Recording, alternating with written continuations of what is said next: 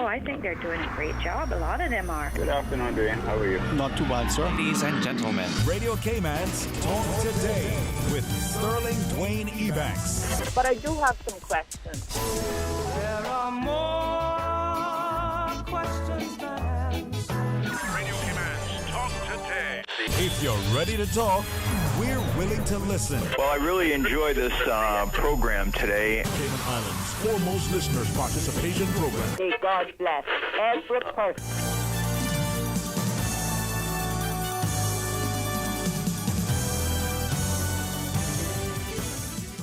Hey, good afternoon and welcome. Thank you so much for joining us here on what should be another terrific Thursday's edition of Talk Today. And you want to know why it's probably going to be even more special? When you call 949-8037 or 1-800-534-8255, tell me what you hear, and I'll tell you why. Stay tuned for Talk Today. Talk Today is brought to you by Subway, open 24 hours in Countryside, Anderson Square in Georgetown, and Centennial Towers in West Bay. And by the Ministry of District Administration, Tourism and Transport. Explore your history, explore your land, explore your sister islands. And Savannah Pharmacy in Countryside Shopping Village, convenient opening hours including Sundays and holidays. And Royal Fidelity Bank and Trust, money at work. Radio Cayman's Talk Today, the Cayman Islands' foremost listeners participation program. We ask our listeners to avoid statements or comments which are abusive, derogatory, malicious, or defamatory. Do not use any indecent language or make any statement which is false or misleading. Email talktoday@candw.ky or call 1-800-534-8255. Courtesy of Flow. Cayman's #1 network that connects you to your world like never before. Let your voice be heard.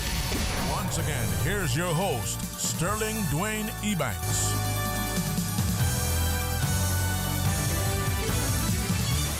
Hey, good afternoon and welcome back, and thank you for joining us as we invite you to be a part of a discussion. Some days you just find yourself floating on cloud nine. Other days you feel, wow, are you still trapped in the coal mine? Well, 949-8037 or 1-800-534-TALK. Sometimes they say the best thing is to talk it out, talk it through, talk it over. There might even be a country song about that. But what's the point in talking if someone isn't listening? And more so, if that person who's listening isn't willing and able to help, at least to try. My good brother always tells me, he says, why complain? Those who are listening can't help, and those who can help aren't listening. Well, let's change that. And let's make sure that we listen with an attentive ear, with a sense of purpose, and with a strong commitment to making it better for all and sundry. In 949-8037, 1-800-534-8255.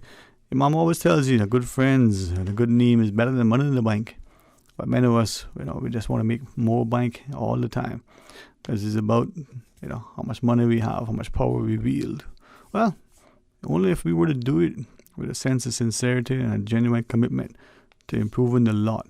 Now, I shared that to reflect on the discussion last evening where, the gentleman was sort of relaying that we seem to be living in a time that we think is unprecedented, and there's so much that would give us a reason to believe so. Or that we live in a time where things are so new and unfamiliar that we think we're in uncharted waters. Well, is that true? Well, it might be for some of us. Is it for you? Hey, share with us, 949-8037, 1-800-534-8255. So the guy says, he was recalling a business transaction, what he seems to say seems like a lifetime ago. And the decision is to bring these disparate groups together in order to, make this merger work. And the differences in the currency exchange, the sort of differences in the people, their perspectives and expectations, and even their work ethic. And the notion that to have all these, what seems to be dissimilar and moving parts, somehow gel. And you thought, there's no way that this is possible. Well, they tried a number of team building exercises, from an evening of fellowship of drink and food to sports, only to discover that in doing that, all the different people really, individually liked particular sports and didn't like any other sport or the other. When it comes to drinking food, well, dietary and religious, and cultural reasons aside, they couldn't agree on even the foods that they would eat or would be able to enjoy. And that, sort of attempt ended in a likewise disaster. So food couldn't bring them together, and neither could, sport. And they said the strangest thing, and one discussion, just by default, someone walked into the room to bring, he says he wasn't sure what it was. It was a message for someone else, and, against company policy, against the protocols, where all the phones, should be left out of the room, not for anything sort of conspiratorial, but simply to avoid any possible distraction. The least little bit of chime or other stimuli could put people off, as it were. So it was agreed. They'll go into the room, they'll sit, they'll try to hammer out the deal, and maybe they'll agree for a half an hour, take a break, regroup in a predetermined time, and come back and work through the paperwork, work through the bits and pieces. Well, in walks this very junior assistant to bring some note of some sort, and the phone goes off. And the phone, presumably the ringtone, was, would you believe, a country song. So can you imagine? You got people from, let's say, all corners of the globe, very different, talking about something that seems to be complex. And they tried everything to, build a cohesive team, to find a common boundary. Food and drink didn't work. Sport didn't work. But a ringtone on a phone happens to be a country song. Now, I didn't ask him, and maybe I should, what was that song? Well, it just shows you how we can be unified in song, and how the same song, perhaps sung in a language that is unfamiliar to you, you can recognize it. Now, is that what we need to do? Find something that unifies us.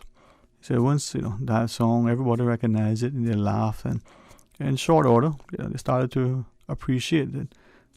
If they want something bad enough, there's a way to make sufficient concessions, compromises, without compromising your integrity or the things that are important to you, or without conceding so much that you feel that you've lost. Now, two words sometimes that for some of us seem to be very challenging. You make a concession. We see it in the vein of governments making political concessions in order to get the other side to the table to pass legislation, or a government of the day providing a concession to business in order to stimulate the economy, provide employment, or to spur development. We see it in our own personal lives where we say, well, I'll make a concession, / compromise. But we never feel that it's something that we would have wanted to do, or that it would really, really justify giving up that thing. But what if it was different? What if it wasn't that? It was the negative connotation, not unlike the word politician, or say sometimes in the disdain and the contempt that oozes and drips from our lips. Wow, it could drown, the biggest of animals. But at the end of the day, what if there was a sense of respect, both in occupying that office and the way the occupant of the office conducted him or herself? And what if the concession, the compromise, wasn't to gain a better position for one at the expense of the other, but was to be able to move forward together, sometimes in tandem, sometimes one, slightly ahead of the other. Because what is it that we remind of? You should lead, follow, or get out of the way. And sometimes in getting out of that way is that you're allowing the other person to step up willingly, wantingly, and sufficiently positioned to move it forward, not just because they're big and boisterous and wish to present themselves in a bad self. But sometimes, you need to come from behind and move your way forward to lead. Sometimes you just need to be willing to follow, not blindly, but willingly, after careful analysis and consideration and determination that, this direction is one that leads somewhere. So with all that in mind, where are we today as we start a new political administration, as we sort of get into the end of a school year and the beginning of summer, as we have all sorts of questions about what is going to happen. Well, who knows? Let's go to the phones, huh? Hey, good afternoon and welcome. Thank you for calling. Good afternoon, my friend. My friend, how are you today, man? I'm alright. Good to hear from It's you. hot. Maybe we could, me and you, go take a swim in Mr. Kenneth Bryan new swimming pool. Where is that? By his house, man. He get a new swimming pool. Good for him, man. But I, as you extend the invitation publicly, let me equally decline it as such, you know. But you are right, man. Maybe there's a way to fellowship without What's on your mind? Anyway, Dwayne, Yeah. we are on the same subject, Mhm, Mr. Bryan. I think Mr. Bryan is, as I hear always repeat in every video for him, he's saying he is Minister of Tourism. Mm-hmm. And I understand the previous Minister of Tourism, Mr. Moses Kirkconnell, never appoint political assistant. That is a position only the Premier of the country, which he have the right to appoint political assistant or not. It's his choice. But it is the taxpayers' money Mr. Bryan want to waste and appoint. We are not in a position in this country to spend any extra dollar. I mean, it is difficult time, no tourism, no, I don't know what is Ministry of Tourism going to benefit this country if the situation continue like this, right? Mm-hmm. So I am asking Mr. Bryan, please cut up the expense. Don't appoint no political assistant. You don't need political assistant. You need some But why not? I mean, why wouldn't he, in his estimation, why would he not want to appoint someone if that person can assist him with getting things done, helping to come up with good policies and do the job more effectively? Why would he not? I think Mr. Bryan being there now, this is the second term, right? Mm-hmm. And he now being appointed minister, Mm-hmm. and he have to have the ideas and the knowledge to do his job right way. Right. But if he don't have the knowledge and the ideas to do his job, and he needs somebody else from beginning, then we need to elect somebody else who have the knowledge, not elect him. I am here just saying. Mm-hmm.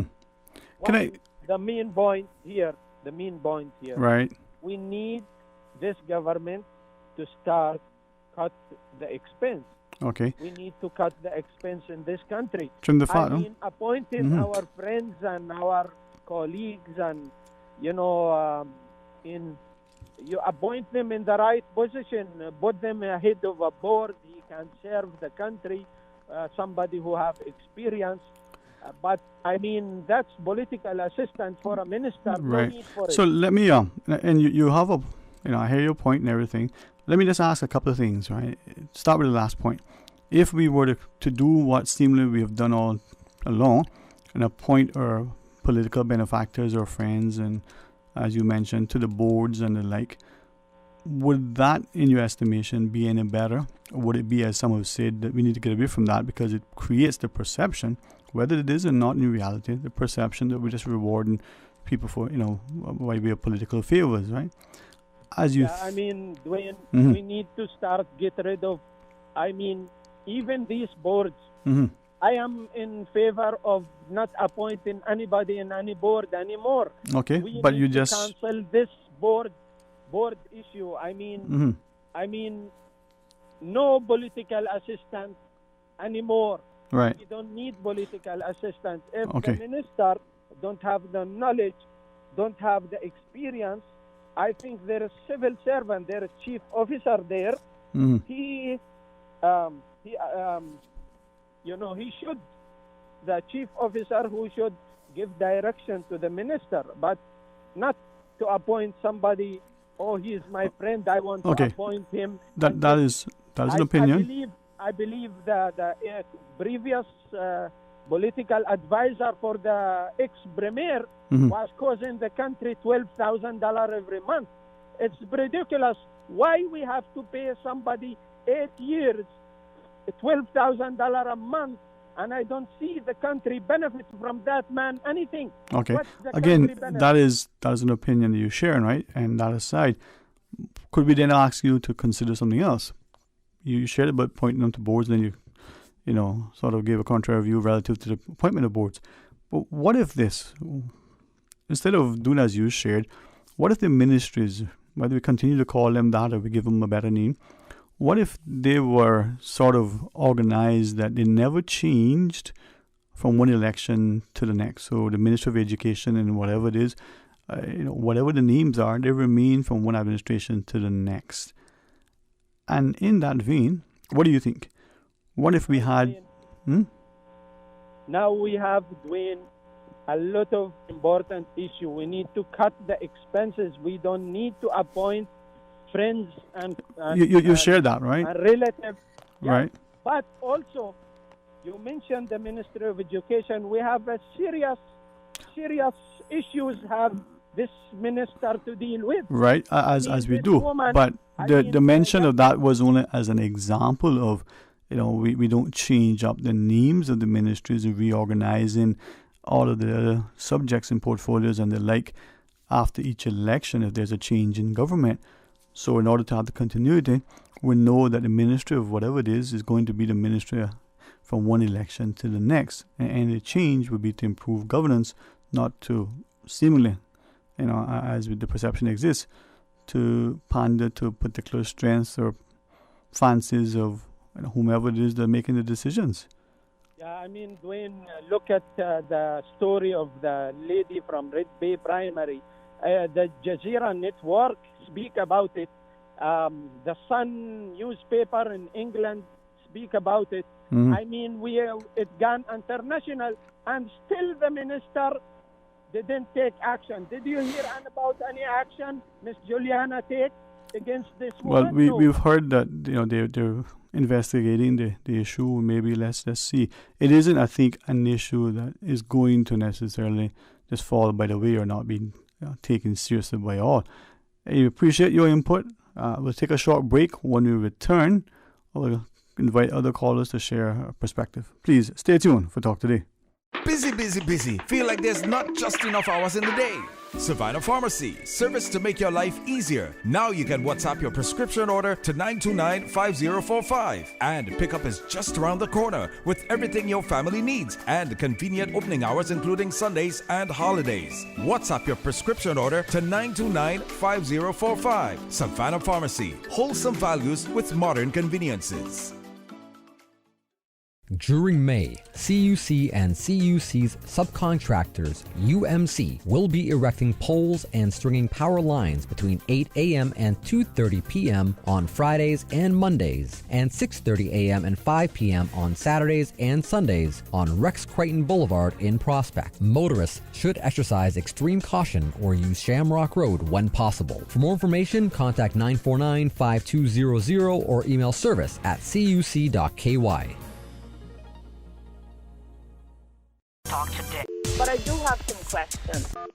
Talk today. Cayman Islands' foremost listeners participation program. Talk today. Because there are more questions than answers. What the public is saying. Waiting to take your calls right now. Sterling Dwayne Ebanks.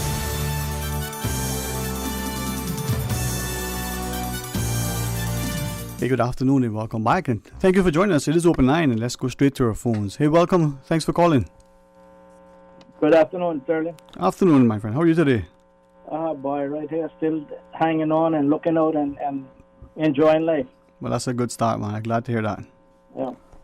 Tell me one thing. Your last caller. You don't have anything better else to do than to make complaints against people? Maybe that's a question you should ask him, but is it necessarily... I can't get to him. Okay, well... I'm asking him now through the media. All right. Because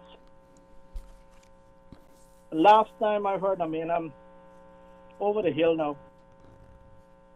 from in school, I heard, no man is an island, no man stands alone. Mm-hmm. Can he go out there and do his farming by himself? I don't think so. He hires people, correct? It would sometimes good if you have good help that can help you, but sometimes it's better to paddle your own canoe. Well, if you can paddle your own canoe and don't need anybody else, good for you. No, it's not a question because you will always need somebody. Yeah, no man is an island. I mean, no. That's correct. Right, but one man can make a difference, right? One man can make a difference. You said it right. Mm. But he making no difference here in this Cayman Islands, I can be honest. You should do like what OC do. Take him, cut him off. What if we did that to everybody we didn't like or agree with? I mean, it's a tempting. It's not matter liking or disliking. Mm-hmm. Because there's many people that I don't like and many people that I dislike. Mm-hmm. And I would never get on the radio until you cut them off. Right. But if we start with one... I can tell you also, mm-hmm. I don't hate Kenneth Bryan, mm-hmm. but there's no love between USA, me and him. Mm-hmm. Okay. But he needs assistance. He can't do it by himself. Mm-hmm. He cannot do it by himself. We elect him to work on our behalf, and if he sees, and the Premier sees, and whoever else sees that he needs assistance, then he must get it. Mm-hmm. Now, the question is that, and I think you are correct, any of us could be better positioned if we would stop and take advice, counsel, accept help that is good help when it's offered, or go and seek help. That I think should be, well, let me just read this one. It says, good afternoon, I hope you're doing well too. It says, in my personal opinion, and I too agree with the call in regard to political assistance, most importantly, is the kind of money these individuals are being paid. And as he said, we have the chief officers who are capable of giving wise assistance in regard to the portfolio. Now, that is a perspective shared with the other caller. You have the view, right? The chief officers can assist, but Dwayne, yes, sir. You work within an entity, and if you say you need an assistant, I can't come and say, "Hey, look, Dwayne don't need no assistance." What he doing? Just sitting down, running his mouth on the talk show all the time. Is that what I'm doing? We don't know what's behind those walls. Right. No, I fully agree. Like I said, asking for help to me is a sign of strength, not a sign of weakness. And then on top of that, you're gonna say he's going out there to hire his friends and whatever else. Mm-hmm. Come on, right? You don't know the circumstances. You as a matter of fact, there's protocols in order to be hired and fired from government. Right. Not saying mm-hmm. that sometimes things don't happen. Right. But for the most part, I do have confidence in the portfolio civil servants. Right. Mm-hmm. So, but to your point, the ability for one caller to call and give a view, and for you, for instance, or other callers to call and take a contrary view, should we not champion that so that as long as there's a sense of civility and respect and respectability in the way it's done, wouldn't that be a good sign of a healthy society? That you can have a view and an opposing view without it becoming, this place where people can't stand to see each other, and when they do, they come to blows? Sterling, with that fella, I've met him a couple of times. He don't even know me, I don't think, but I know him. Okay. And I've seen him go into a government establishment with his wife, and his wife the establishment had to put him outside and tell his wife that if he comes back in, he won't. Yeah. Well, come on. I mean, anywhere he go, he causes problems. Well, maybe it's a society that's reflective of either too much tolerance or is probably intolerant of dissenting views. Either one probably isn't healthy. Any final points you want to make? Yes, he called your show some weeks ago talking about the last government did this and did that with him with immigration.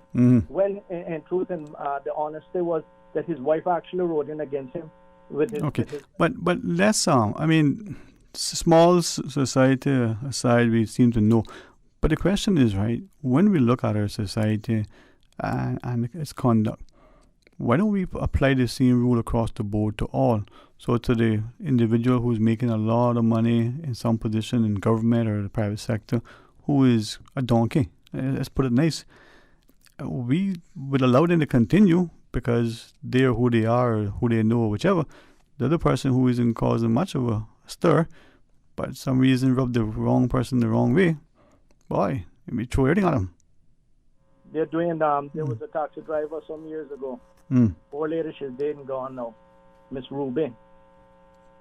She heard her fellow countryman cursing a Caymanian. And then she heard someone else cursing the Jamaican. And she said, hey, look, none of that. She said, I can curse all too because I've been in all two countries long enough. She said, but you can't because you've not been here that long. So when you come to Rome, you do as the Romans do. You don't get your mouth mixed up into another man's country politics. Do you think you want to put yourself into problems? Right. Do you think that after a certain time in Rome, that you would get that right to mix yourself up into the country's politics? I mean, will you ever get to a place where you would be not only able and willing, but accepted and expected to get into it? I don't see that happening in any country. Okay, so you go. Just take for example, you go to the U.S. where everybody goes. Try to get yourself mixed up in the U.S. politics. See what happens. So other than, I think this is it. I mean, I'm not an expert in their country or their constitution, but I think the only office that a person can hold, unless they're born there, in the Obama, right? But we've seen people become governors and probably even senators, but certainly political leaders, and even their children sometimes. So at some point, the question is, at what point will a person go into a country be integrated? And not only by the country that is there then, but they themselves want to integrate, assimilate, acclimate, and become so, much a part of that country that's where their heart and home is. Dwayne, let me ask you another question. Have you raised chickens? Chickens? Well, I try hard these days not to eat them, but tell me about it. Well, let me tell you. You take a new chicken, baby or full grown, and put it in the coop with the other chickens that you already have and see what happens. Then you tell me when is the acceptable time. So it's kind of like the roosters running the yard when a new rooster comes in. Not only the rooster, but the hens do it too. They will kill that next chicken until they feel it's satisfied. Interesting words, man. All right, take one more call, Miss Susan. Oh, come on, she's the boss. We'll see if we can change that. I'll see what happens. All right, if you're online, stay tuned. When we come back, more talk today. Busy, busy, busy. Feel like there's not just enough hours in the day. Savannah Pharmacy, service to make your life easier. Now you can WhatsApp your prescription order to 929-5045. And pickup is just around the corner with everything your family needs and convenient opening hours including Sundays and holidays. WhatsApp your prescription order to 929-5045. Savannah Pharmacy, wholesome values with modern conveniences.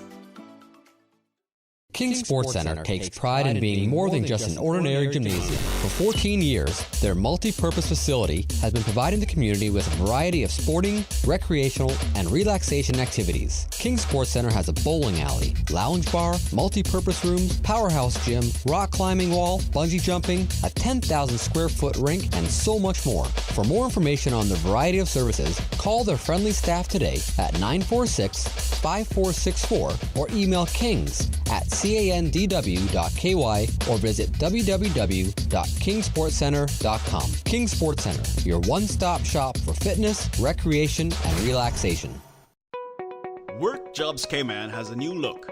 Registered users can now experience a more user-friendly platform, allowing for easier registration and posting of job ads. To see and experience the new look today, visit www.work.ky. That's WORC.ky. Talk today. But I do have some questions. Talk today. Cayman Islands' foremost listeners participation program. Talk today. Because there are more questions than answers. What the public is saying. Waiting to take your calls right now. Sterling Dwayne Ebanks.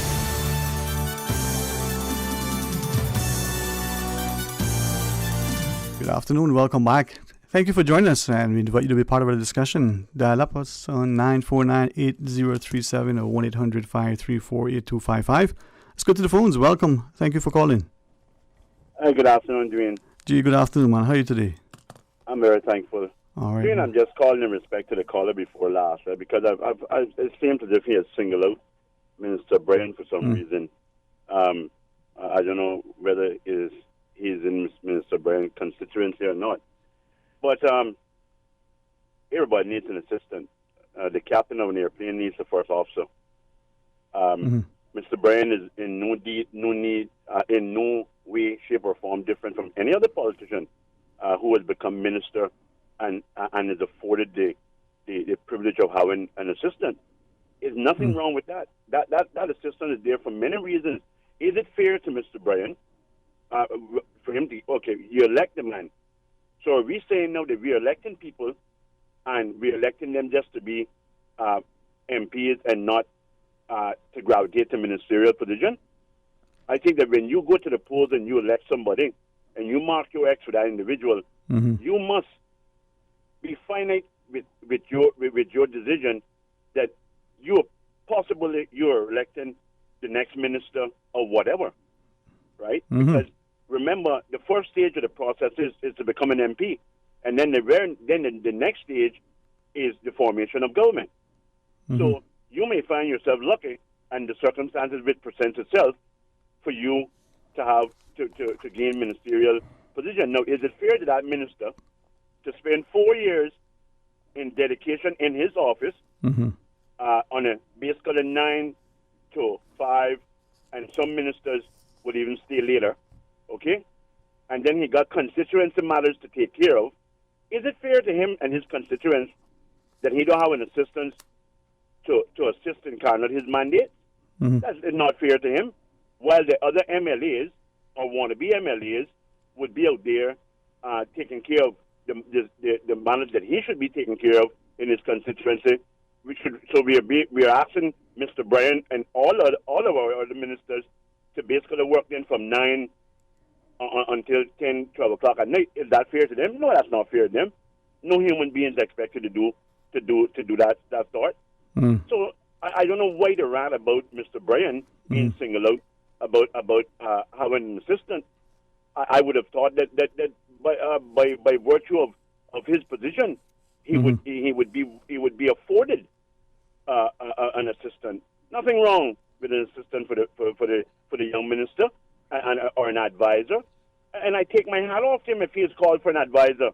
If that person is capable of advising him to move the country forward and to help to take it out of the pandemic, knowing that tourism is one of the key pillars of our economy. So yes, he should be afforded an advisor to that. You know, I mean, nothing wrong with that. So I think that you got to ease up Mr. Bryan a little bit. No, I mean, because I don't see where he's doing anything wrong. They're just getting their feet wet. You know, we're not expecting that change is going to come tomorrow morning, but they're just getting their feet wet. They're just getting acquainted now with their ministry, with the portfolios in which they have not been given. So give them a chance. Give everyone them a chance. You know, and if after 4 years you decide that they were not worthy of your vote, then you have an opportunity to change it. Yeah. The question that I'll ask of you, though, as I listen to what you're sharing, maybe speaks to this whole notion that when we're looking at, one, how we elect our people that are going to be in office for the next time around, and two, the notion of what they're expected to do. So let's take the election. If we are electing people, as you rightly shared, who eventually will come potentially to become cabinet members, they have to serve sort of two masters. Their responsibilities, their constitutional responsibilities of their ministry, but they also have to look after their constituents, not just to serve their needs there, but if they want to get re-elected or at the very least, attempt to do a good job or seen as such. So is that part of putting them at a disadvantage that they immediately are serving two masters? Should we then consider just having an election for cabinet so that the role and purpose is on a national level as opposed to being divided between speaking to the national issue, but still pay attention to your individual constituency as well? Well, I mean, clearly, I don't think we're ready for Senate of any sort at the moment. But I think that it is going to. It is. I mean, I have never known or heard of a minister that had never had some sort of advisor, or have never seek to get advisors in certain particular things. Right. Okay, we have had advisors for the dump.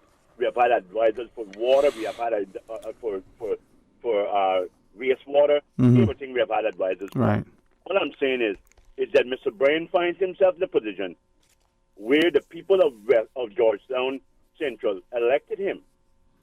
He became a part of government, and the premier has given him a portfolio, which is tourism. That is one of the key in our pillar of our economy. We got to get tourism back. The premier and his group of ministers need, along with that, again, you see the word advisors. What is Dr. Lee? Dr. Lee is an advisor. He is dealing with the science of this pandemic. And then you got other medical experts that is going to take us and guide us to the path. They're all advisors in one way, shape, or form. Right. I mean, Dr. Lee is a permanent advisor to the health ministry of sorts, right? So again, like I said, and I'm gonna wrap it up now because I must go. But thank you. But yeah, it is Mr. Bryan. It needs an assistant, advisor. Let him have it. Yeah, Thanks a lot, Adrian. Hey, thank you. Thank you very much for sharing a thought. And let's go to the other line. Hey, welcome. Good afternoon. Good afternoon, Dwayne. Hey, welcome back. Yeah, I just want to explain to those people there is two difference between assistant and political advisor. Mr. Bryan have an office in Georgetown Central. He have one lady working there. The government pay for the office, and the lady being paid by government. And he don't need political advisor also. That will cost the country another expense. That is explain to those people about political assistant and office assistant. There is two difference between those. The other thing I want to respond to this man open his mouth too much about my wife. First, I want him to read some holy scripture before you say my wife's name in your dirty mouth. And number two, I want you to know that my wife write 2 letters support me, and your dirty PPM government did ignore that 2 letters and they deny my status. Right. With that, maybe I can ask us, and it's not easy for some of us. I always think, policy and personality, principle and people. Let's see if we can make our discussions about, the things that are of greater concern to us. It's hard sometimes because we feel the pinch and the punch on a personal level, and we may retort, but I don't know. Let's see if we can do what is it about small minds and big minds and the like. So Amjad, thanks, man. And maybe all of us can start looking and criticize the person when it's essential because it's the failure of the person, but only after we've given them resources and assistance, or, more importantly, let's critique the system, let's critique the process, let's find a way to make it better. And sometimes, we either move or remove the thing that is in our way. But sometimes you got to realize that impediment there might be for a reason. And likewise, it is sometimes important not just to criticize and offer up a constructive critique. It's about willingness to individually, personally standing in the gap, stepping up. And other times you reach out to someone for assistance, for some level of support. Think about it. Your car is broken down and you want someone to help to push it. Well, you could probably do it yourself. You got a standard shift. You can pump the clutch and you may get it. If you are in a better position. Maybe the person can push the car with you or for you while you're inside. Sometimes a little bit of help can go a long way. If it's help that's offered willingly, and help that's actually going to be helpful. Some of us will gladly lead you down a path because they know up ahead is a pitfall, a precipice. They only want to see you fail. Let's get away from that. That sort of mindset does us no good. We may, for some who have, decided that's how it came about, we may harken back to history. We may say, well, that's the colonial mindset. We may say that's how we've been indoctrinated. Well, let's see if we can rise above that. It is time to work together and find ways to unify us. And often it may mean pulling someone aside initially in a very, private, personal, but still respected, respectful, respectable, and responsible manner, and saying, this is how it goes. But you, at the very least, are willing to offer something constructive and positive and nurturing, and potentially could be a very viable solution. Now, there are many of us who we think to be big and bad and we bluster. And for others, it is the notion that they look increasingly at, what is it that I can get out of this thing? What is it to say? What is it in it for me? Well, maybe what is it we can give? Now, in that giving, too many are too apt to take and to take and take and take. What the lyrics of Billy Joel's song, you say, if you seem to be taking, you may have been touching too much, but let's see what we can do. Hey, 949-8037, 1-800-534-8255, or you can WhatsApp 925-3261. We'll take a short break in a second. Invite you to call and share your thoughts with us as we expect, the idea that in a society that is healthy, there must be an opportunity for discourse. The society is truly democratic, then it must be that all and sundry can share an opinion. Now, with every right, they say, comes a corresponding responsibility. So let's be respectful and recognizing that we may agree or disagree, but the notion has always to be that we're trying to move it forward. It doesn't mean that any one person has all the solutions. The Honorable W. McKeever Bush once said, that not everybody has a blueprint on intelligence. Well, let's take this caller, Ms. Susan Shares. Let's go to the phones. Glad to always have the caller. Welcome. Thanks for calling. Yeah, good afternoon, Dwayne. How are you doing, my dear? My dear, I'm very blessed. And you, Mom? I am very thankful.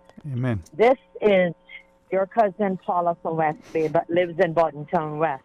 Well, yeah? Is that true? When they move to West Bay, do we still remain family? Oh, yes, honey. Yes. They say you could take someone out of West Bay. You can't take West Bay out of them. I tell you why. And when you become some West Bay, you never change.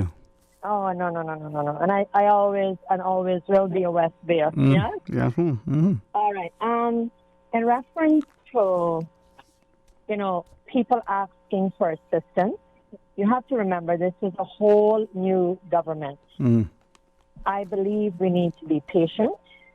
I believe that Mr. Kenneth Bryan is doing the right thing because, Dwayne, it's better to be someone that is not so prideful that you would sit and rather assume, and maybe you assume the wrong thing. So I think his approach is completely, to me, the same thing I would have done if I was in his position. That if you don't know everything, this is something new to you, you would want someone to give you advice. And, and what I also think that all of our politicians, all of them that have been elected, whether they're independent, PPM, they all represent every one of us. They're all Caymanian politicians. We need to pray that they work together and do what is right, no matter what side of the aisle, what platform you ran on. Is remember the people want results, but we got to remember they just got sworn in. We need to have a little bit of patience. What I also recommend to Dwayne is, I really believe they're one person. They're not only your representative, they also have families. I really believe that they should have committees set up that any issues that concerns the constituents can be addressed. Then he would meet with them at least, once or twice a month, and then he can then get back to them via, their concerns. Yeah, not like me. I didn't even know where his house is or where his committee is. So you know the story. But anyway, I believe that we need to change things up. We need to hold them accountable. Right. So when it comes to the the education department, right, we always talk about they're going to change up the name. That, I noticed with health and housing, they change it up to, what is it, wellness? Help me out here. Health and wellness. Okay. I really believe on the education department, when it comes to the education law, we don't need to implement more laws. We need people to enforce what we have, improve on what we presently have. All right. If you want to continue with your points respectfully, just hang on if you wish. We'll join you right after. Let Ms. Susan know as we pause for the news break. Today's biggest news. Radio Cayman. Your voice, your choice. Local, regional, international. This is Headlines from Radio Cayman's newsroom. Today's biggest news. From Radio Cayman's newsroom, I'm Shanda Gallego with your latest headlines. Government reported the results of 187 COVID-19 tests on Wednesday. All came back negative. So far, almost 73,000 vaccines have been administered locally, with some 52% of the estimated population completing the 2-dose course. Turning to international news now. Violence in Gaza and Israel shows no sign of abating amid continued rocket fire and airstrikes and civil unrest among Jewish and Israeli Arab mobs. Deaths continue to mount, with at least 83 people now killed in Gaza and 7 in Israel. A BBC reporter in Gaza said it had been the longest and most difficult night since the 2014 war. Israel said it had been targeted with 1,600 rockets. It has sent reinforcements to the border. Toyota, one of the leading sponsors of this year's Olympic and Paralympic Games, says it's concerned with the amount of public frustration being directed at athletes ahead of the spectacle. With COVID-19 cases rising in Japan, citizens are questioning whether hosting such a major sporting event is appropriate, with some of those set to compete in Tokyo becoming a target. And Prince Harry has spoken about the extent to which he and Meghan tried to keep their burgeoning relationship under wraps, how it felt to grow up in the media spotlight, and his new life in the U.S. The Duke of Sussex was talking to actor Dax Shepard, host of the Armchair Expert podcast, in an episode released Thursday. He discussed going wild in his early 20s, partying, and outlined his inner monologue as he struggled with the responsibilities of being a member of the royal family. Those are your latest headlines here on Radio Cayman. I'm Shanda Gallego. For the latest in news and information, follow Radio Cayman on social media, Facebook, Instagram, Twitter. Download the Radio Cayman app or log on to our website, radiocayman.gov.ky. Talk today. But I do have some questions. Talk today. Cayman Islands' foremost listeners participation program. Talk today. Because there are more questions than answers. What the public is saying. Waiting to take your calls right now. Sterling Dwayne Ebanks.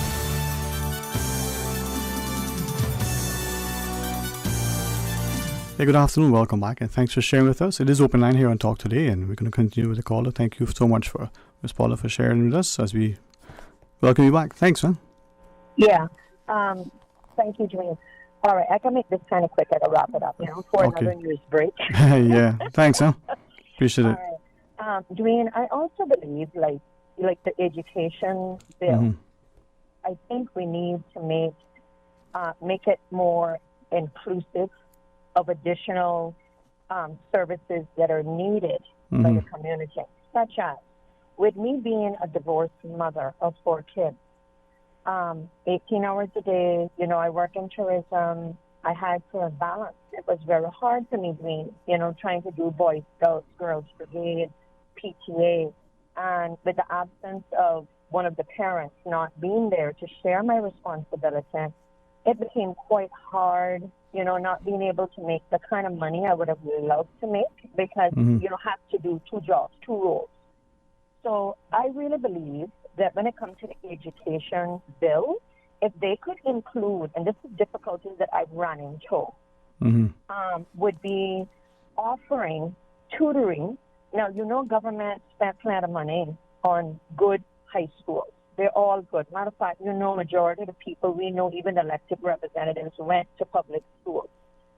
So they produce good. But there are children in the class, that the teacher only has so many minutes. He is responsible for so many students that a lot of times we blame the teacher. And it's just that they don't have enough time to give everybody individual attention. So some assistance there. I really believe, just like how they can have in the education bill, that you offer young mothers assistance with preschool. What about when they hit primary, secondary, and they need that tutoring? I believe that they should include some kind of assistance, financial assistance, just like how they do when the children are registering. You say you pay for your last child preschool, right? You could offer some kind of funding where if the child needs additional tutelage, whether government can offer it, because I really believe we can use the town halls and the civic centers, not just waiting to have a meeting, but after school, when the children get off out of high school, if they now got prep, the school bus can also drop them there, right, and maybe also pick them up and carry them back. But offer even that and classes to single parents, like to upgrade their, I would say their portfolio. Right. By giving them little classes like let's help improve your computer skills, business classes. Do little things like that in the community. And as well, Dwayne, one other one when it comes to wellness. I believe that, we always talk about mental health. A lot of times we hear, Dwayne, and this is something common, that child is bad, and he's this and he's so disrupted. I've experienced this personally with my son. And the school has a school, psychologist. And I said, look, as a parent, I've got my, I'm doing pretty well as in on top of my game, but there's certain things you can't do as a parent as in Band-Aid it and kiss and make it better. So I said, what is going on? Because he kept telling me that he could not remember what he was taught. He can't focus. Yes, and it's not that I want to be like this. So when the school psychologist, we sat down, talked about it, and she recommended, I believe that we should also include additional funding for this. I come to find out, we went to Dr. Lockhart, and we engaged with the school. We put him on 2 weeks, like a different dosage every 2 weeks, because we didn't know which one, that would be good for him. So you got to start at the lower level and then move up. And the teachers were coming to me and said, we don't know what you've done, but it's really working. So I know it's a stigma in our society, but I found out that my son was suffering from attention deficit disorder. And a lot of parents, believe that maybe their children is bad, or you'll hear they come from a broken home. But the brain, mental health is a very serious issue. Right. So why not be inclusive that if you don't have insurance to cover it, if you need to go to see Dr. Lockhart, because the medication was like $100 and something every time I got the prescription. But with medical insurance, he puts it on the wellness. And I only had to pay $35, $40. So he had great care. But not everybody's in that same boat with me. Right. And I share your championing the idea that we should look at health and wellness all across. Thanks very much for that. And maybe others can take a page from your book and be as proactive and engage as possible. Thanks, though. Let's go to the other line. Welcome. Good afternoon. Thanks for calling. Good afternoon, Rambo. Hey, Rambo. How are you, man? Yeah, I'm on water break, man. It'll be fast. So, what call about the staff will know? Obviously, with the vaccine, though, obviously, it required, if you have an underlying, you avoid that. You have obsolete, okay? And you're aware the drug witness, the nomination, they avoid in the blood transfusion, dietary belief. Okay? So then, obviously, you're aware, right? A lot of conflicting reports going around in the world now. This plague, they call it a plague, right? And how the border open up, obviously, right? Obviously, the monopoly or prepositional or commodities, it may be stagnant for a while. You understand? So, like I call about now, I don't know in the border, right? I don't know the border, but you know my topic, Herbalife, right? And that's an alternative revenue. Some people don't like it, they might see it, but it's rather check. And how they consider it too, eventually. You understand? Yeah, man. So, that first stage, we're going to see today. Appreciate it. My party, we're going to see today. It's Charlie, listen.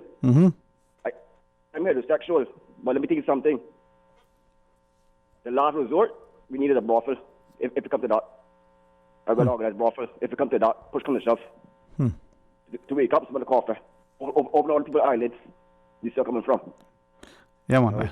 Thanks, man. I hear you. 8949-8037, 1-800-534-8255. Another call, Miss Susan? Hey, welcome. Thanks for calling. Good afternoon, Sterling. Good afternoon. How are you today? Pretty good. All right, glad to hear from you. Yeah, just tuning to you. What's happening? What's the latest on the show today? Well, it's open line, and the latest will be what you have to share with us. Right before that, we can give you a recap, but what's on your mind today? Oh, a lot that will take the whole year, so I wouldn't go there. I really felt for you a couple of days ago. I said, Sterling's show is not a debate show, and he's really getting all chew up and spit out today. And I think that was Monday, Tuesday. But people forget that it's just a talk show, and they try and do a debate with you, and you're not to be in no debate situation. You know that kind of way. There's a time and a place for everything. A season for all reasons, or a reason for all seasons. It is for all seasons.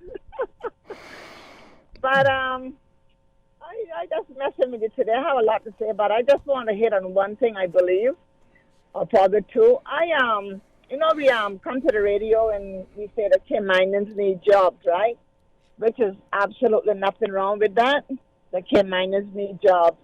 But Sterling, this morning I was thinking, yes, so to find out really and truly how many Caymanians are looking at jobs and are interested in a job, I think we should have a drop box at all these gas stations, all these grocery stores, and wherever else they will take a drop box, either from work or one of the members from the government collect them, go through them, and see how many we got for a carpenter, how many for electrical, how much for banking, how much for accountants, and they just put their name and their phone number on a piece of paper and put it in the box.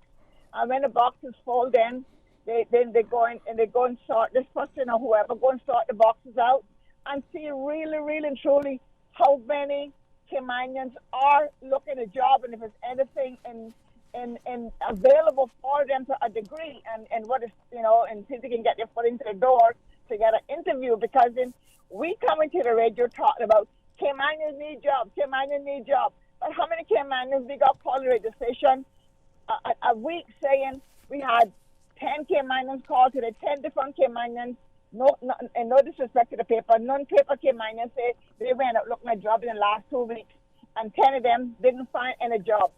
You understand? We're not getting that feedback on the radio station. So I thought it would be more privately by doing a box drop-off at these locations, and they did gather back up and someone go through them and check them out.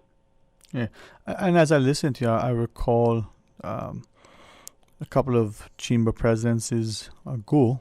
I think it was the Paul Biles as chamber president, on the show, sharing that one of the objectives of that particular administration would have been for the chamber to look after the underemployment of work permit holders, not the unemployment of Caymanians and residents and the like, but the underemployment of work permit holders. I asked that out loud to question whether, when we're looking at the issue of population development and the employment, so population and the issue of development and employment of the people here, are we looking sufficiently long term to ensure that the people that come here, that we are accommodating them. We're making sure to bring them along so that we build a healthier, stable, more sort of civil and honorable society. And then when we're looking at employment generally, that we're providing for our people the skill sets, the mindset, and the resources to get the sufficient training and opportunity. Take for instance, we have a new government, as we would after every election if there's a change in government, and unless that person worked in government, they're probably going to find that there's a learning curve, certain things that are different, irrespective of who they are and what jobs they may have had or the positions they may have occupied or their training. Working in government, if you never worked in government, is, well, like anything. You're going to have to start somewhere and you got to be the first time, right? So are we doing enough to ensure that we're training our people? Take for instance the caller earlier that talked about providing an opportunity for people to learn certain computer skills, for instance. You throw some people in front of a computer and you may as well put them in front of a cockpit of a 747. They probably don't know. Other people may gravitate towards it and may pick around and pick up. But are we training people? Are we bringing people to the table? Are we recognizing that once we're here in this country, whether we're generational or otherwise, whether we've been here for a long time or just fresh off the boat, that there's a accepted and respected ethos that is inculcated to ensure that there's a sense of unity, and that is sorely lacking, and so much with this divisive. Very much. I mean, look at our political landscape. We have deliberately entrenched in our constitution this notion of an opposition. Now, is that the best thing? Some would say yes, but for whom? Is there a better way? Well, maybe not, but have we asked the question? Go back to the cabinet ministers. We're asking them to immediately serve multiple masters, the constituents that elected and expect certain things from them, and that if they want to get back in, they'd have to look for re-election, and then the portfolio, the ministry that they have to serve, perhaps the political leader of the day who may have a certain thing that needs to be sort of galvanized. There may be other external and possibly competing factors, whether within the civil service, whether from forces in the private sector, maybe from individuals. It probably to some people would seem like you're looking for this idealistic thing, but what is it to say? A house divided can't stand. No. Sterling, I feel that we've probably gone a little bit too far now to say that we can get some of this stuff corrected, because in like the latest, so we got a lot of laws, we just need to enforce them, and that's not what's been happening here in the island. And we keep blaming the teachers for the children, we keep blaming the parents for the children and the helpers and everybody. But if we could all just come together and unite and be one and help out each other in their capacity that need to be helped, right? Instead of letting them go on the wayside and then turn around and say, "But look, that Johnson up there, he gone to destruction all because of this and that and yakety yak," and you don't know what I mean. But the thing with it, Sterling, we just need more communication this island and more love. And we do need more things for the kids to do. But then again, Sterling, it can't all be government neither. Yeah. As I listen to you, maybe that is just the challenge, and what you shared is the answer. We're blaming, but are we willing to accept responsibility and be held accountable? So to the parent, we can blame, as you said, all on Sunday, but not so much assigning blame is it that we are looking and say, what are we doing? Now, at the same time, what is society doing to ensure that the homes, the families, the parents, like the caller talked about, the assistance within the schools, why shouldn't that start at the very first day of school and continue, never stop, in assisting that person? So from primary school to middle school to high school to after graduation to the career development. We seem to have adopted a notion that we're going to discard certain people, or we're going to discard them at certain times or in certain circumstances.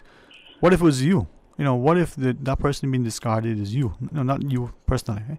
How would you feel? How would you feel? I mean, for some of us, Anyway, we don't have the capacity sometimes to think. We seem to lack the courage to talk, and we seem to be unwilling to sit and reason. Maybe that's the problem, Not enough people with any good common sense anymore. All right, Miss John. You take care and all the best. Blessings, Mom. Let's pause and take a break. Let's let the tail wag the dog, and let's see if the chocolate is on the table. Stay tuned for Talk Today. Radio Cayman is pleased to feature this special Sister Islands historical vignette, brought to you by the Ministry of Tourism and Transport. Explore your history, explore your land, explore your Sister Islands. In 1895, the ship the Prince Frederick wrecked on the south coast of Cayman Brac, carrying the young sailor Samuel Sidney Saunders. Saunders would later choose to remain in the Sister Islands, eventually marrying into a Caymanian family. Although not highly educated himself, Saunders was instrumental to the education system of the Sister Islands, having taught in both Cayman Brac and Little Cayman. He would start a private school in Little Cayman, was district constable of the Sister Islands, and opened a school in Stake Bay following the 1932 storm. In the 1930s, the school was attended by Captain Charles Kirkernel. Ironically, Captain Kirkernel's father attended Saunders School in Little Cayman a generation earlier. Radio Cayman is pleased to feature this special Sister Islands historical vignette, brought to you by the Ministry of Tourism and Transport. Explore your history, explore your land, explore your Sister Islands. Freedom, Cayman Brac. Freedom, Little Cayman. Soft breezes, blue waters, no traffic. Unwind and rejuvenate your mind, body, and soul. Sister Island Staycations, a taste of freedom. Discover all that our Sister Islands have to offer.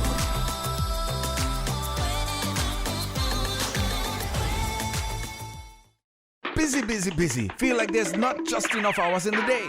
Savannah Pharmacy, service to make your life easier. Now you can WhatsApp your prescription order to 929-5045. And pickup is just around the corner with everything your family needs and convenient opening hours including Sundays and holidays. WhatsApp your prescription order to 929-5045. Savannah Pharmacy, wholesome values with modern conveniences. Talk today. But I do have some questions. Talk today. Cayman Islands' foremost listeners participation program. Talk today. Because there are more questions than answers. What the public is saying. Waiting to take your calls right now. Sterling Dwayne Ebanks.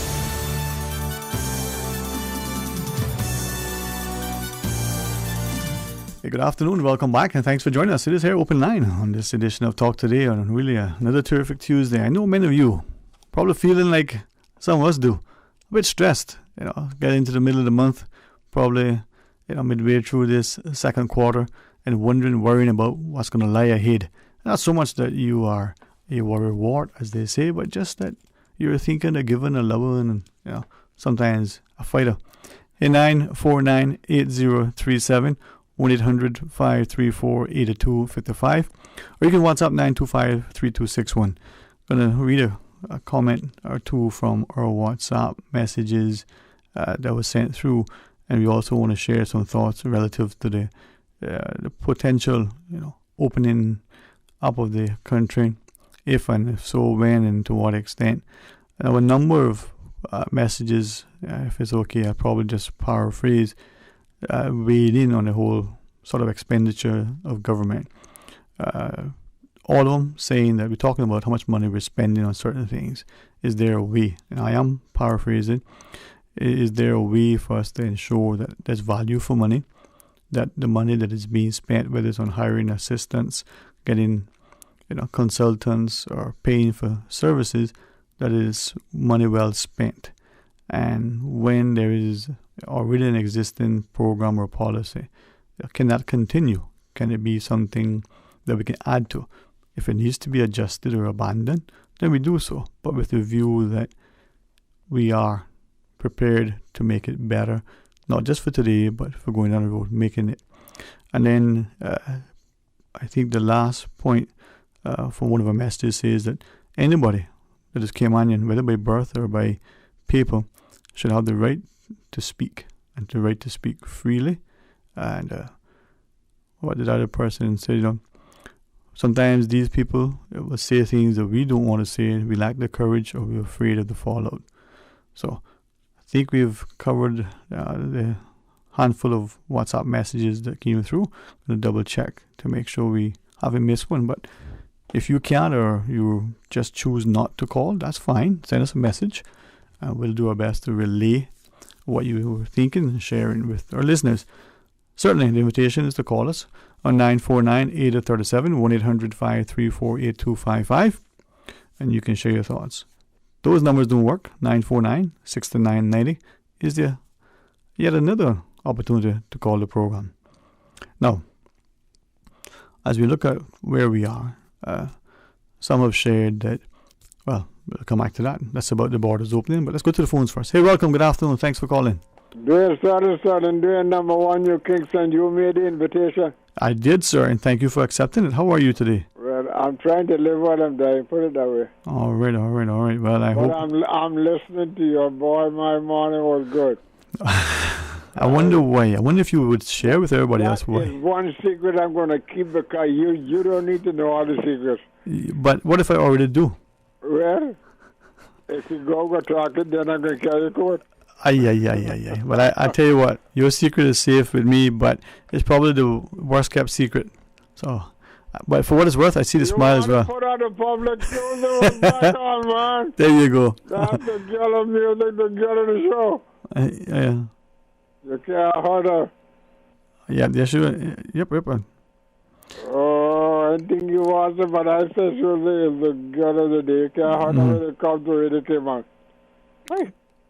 Okay, there you go, man. All right, second thing I'm going to tell you, just remember, keep reminding the boss. She's the boss, right? Don't tell me to eat again. No. I'm only merely acknowledging. Oh. You know. So go ahead. Talk to me. Okay. What were you talking about with young people, that parents can't do some things or they're not supposed to? I didn't catch exactly how it went. Let me see how I can rephrase that. Miss Susan, what in particular, because I've been talking about many things, what in particular you're referring to? Just then? Sorry? You talking to me? Yes, sir. What in particular you're referring? Yeah. Something you were saying about to that last lady caller, something about the young people need this or that. But what I want to say to you is just about the young people. Nowadays, if you make a mistake and even slap them on the backside with your hand, they call the police. Yeah. I'm not quite sure I was saying anything about that, but no.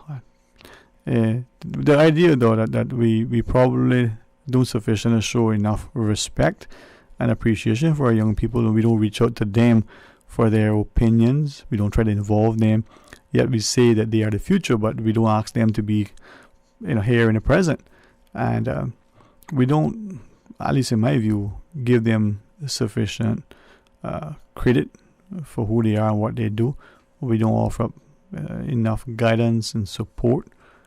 We probably castigate them, all and sundry, equal alike. And when they make a misstep, we seem to forget that we too probably have done that and probably still doing that irrespective of our age, and we probably dismiss them so often in so many ways that it's become so commonplace that we didn't realize we're doing it. Yeah, we did it many times ago and didn't even know we were doing it. Somebody reminded me yesterday again that I respect highly. There were less street lights then, huh? Yeah, they wouldn't see you. No wonder you used to hide the bush. Oh, well, if we take it, those streetlights these days could be the social media, everything is in public, but it could also be literally. Yeah, but you can't run from the cameras now, though. That's true. That is true. We're going to catch you. But I said, parents nowadays, not because England says so, they should have the right to chastise the child in a proper manner, not to brutalize them, okay? That they have to go hospital or all kind of thing. If they got a little bit and they go there, go do something wrong or cussing some other words, say, come here. 2 slaps in the hand, get in the room for 2 hours. Can we do that with adults too? Well, if they want to put that law in, but we were talking about young children. The law for the adults is Northwood. The bedroom is for the children. Northwood, eh? Yeah, that's a place. Well, I just told it to you. Definitely. Okay. Yes, sir. If you're wrong, that's it. Yeah, man. But I said that the parent should still have the right to chastise the child. Otherwise, that is why young people are growing up nowadays and they don't have no respect for older people. Because nothing has been taught to them. They're outside saying what they want, do what they want to do. And I don't care who like it. Because I got grandchildren and all kind of things. I don't care. I'm talking the facts. Right. And I have proven it. It is true. They just because of Churchill told the people, put every ship for sale. You remember that song? I tried hard not to. Sing the Bismarck. Yeah, you don't want to take it this about it, frighten you, all right? No. That will no frighten you. All right. What I'm saying is just true. The people here can't even chastise the children in the proper manner. I said, don't go brutalizing your child. No. But if you know they're definitely doing something wrong, come. That's how they'll grow up doing the difference. Yes, sir. Okay? All right. That's how I feel about it. Yeah. Hey, thanks very much, sir. Okay, I know you don't like me in here, so have a good day. Is that what it is? Yeah, you just keep going on. You don't forget to keep reminding Miss Lama. All right, we'll do that. Otherwise, you're going to find a bill in the mail. Okay, have a good day. You too, sir. You too. All right, we want to take all of your calls. Appreciate you sharing your thoughts, but if you would just allow us to pause for this commercial break. Wouldn't it have been grand if you had purchased land 30 years ago? It may not be 2020, but a perfect vision has never been more clear. Cayman Brac and Little Cayman, poised for growth with an eye on the future. Your land, your history, your future. Discover all that our sister islands have to offer. At Subway, we know a meal isn't quite complete without a side, and that's why we're introducing waffle fries. Subway's waffle fries are oven-baked softness with extra crispy edge, giving a satisfying taste to be enjoyed as is or in any of Subway's dipping sauces. Order waffle fries as a side item for $2 or make it a meal deal. Subway, eat fresh. I'm looking for a new pizza joint with that perfect crust. My car needs a bit of a tune-up, and my pregnant wife needs something from the pharmacy. So I turned to the printed yellow directory, and in an instant, the pizzas are ordered, the oil change is booked, and the thing that I'm not allowed to say out loud has been purchased for my wife. Problem solved. When you need something quick, do yourself a favor. Flip through the printed yellow directory. Stop searching, start finding. Yellow, we know local. Did you know there are 13 approved private garages that can do your motor vehicle inspections? To see the full list of approved garages, visit www.dvdl.gov.ky. Talk today. But I do have some questions.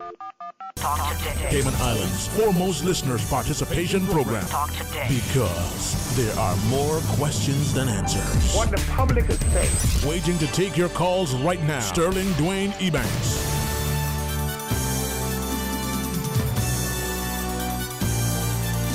Hey, good afternoon. Welcome back, and thanks for joining us as we go straight to our phones. Welcome. Thanks for calling. Yes, good afternoon, Mr. Ebanks. Good afternoon to you, Mom. How are you today? I'm very grateful, and how are you? Blessed and thankful. Maybe more pensive than normal if that's possible, but certainly trying to be productive, pleasant, and sometimes, even passionate. Yes. We have to do those things to try to make each day as best as we can. That's right. Embrace that which you like and try to be respectful of that which you probably have to endure if you can't embrace. Right. Yeah, well, I would like to just address, I know it's been a lot of conversations lately concerning work. Mm-hmm. And employment, children away, coming back home from schools, and they're concerned about their future as employment as well. And sometimes we, according to our status here, our social status, our economic status, we take things for granted sometimes, you know. Mm-hmm. And depending on, you know, who we know and who we are in the community, that we think everything will always be okay.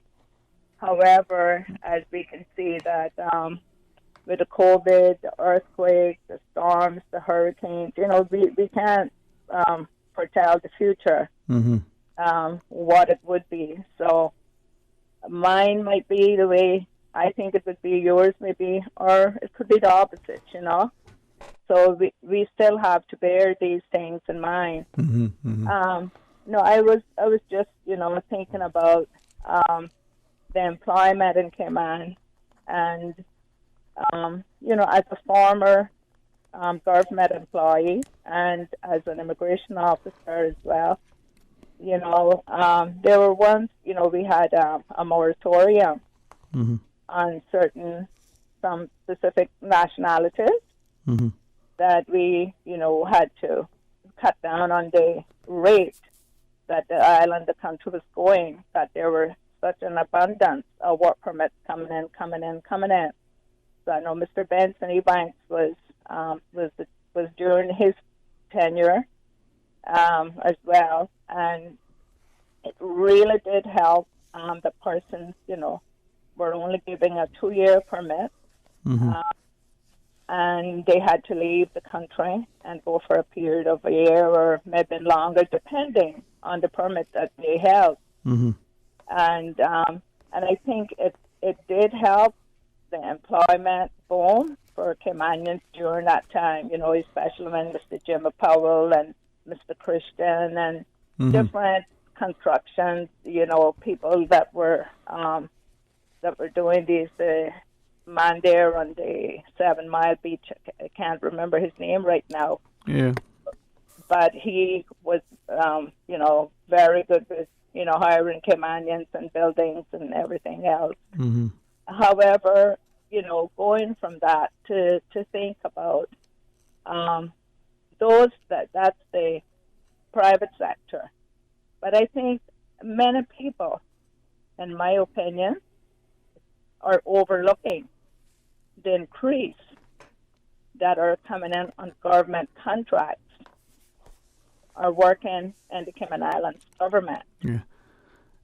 And, you know, we do have a lot of young people now that are off to universities, and they're coming up there more to go. And I think in development and in planning, we need to take a closer look, a very serious look.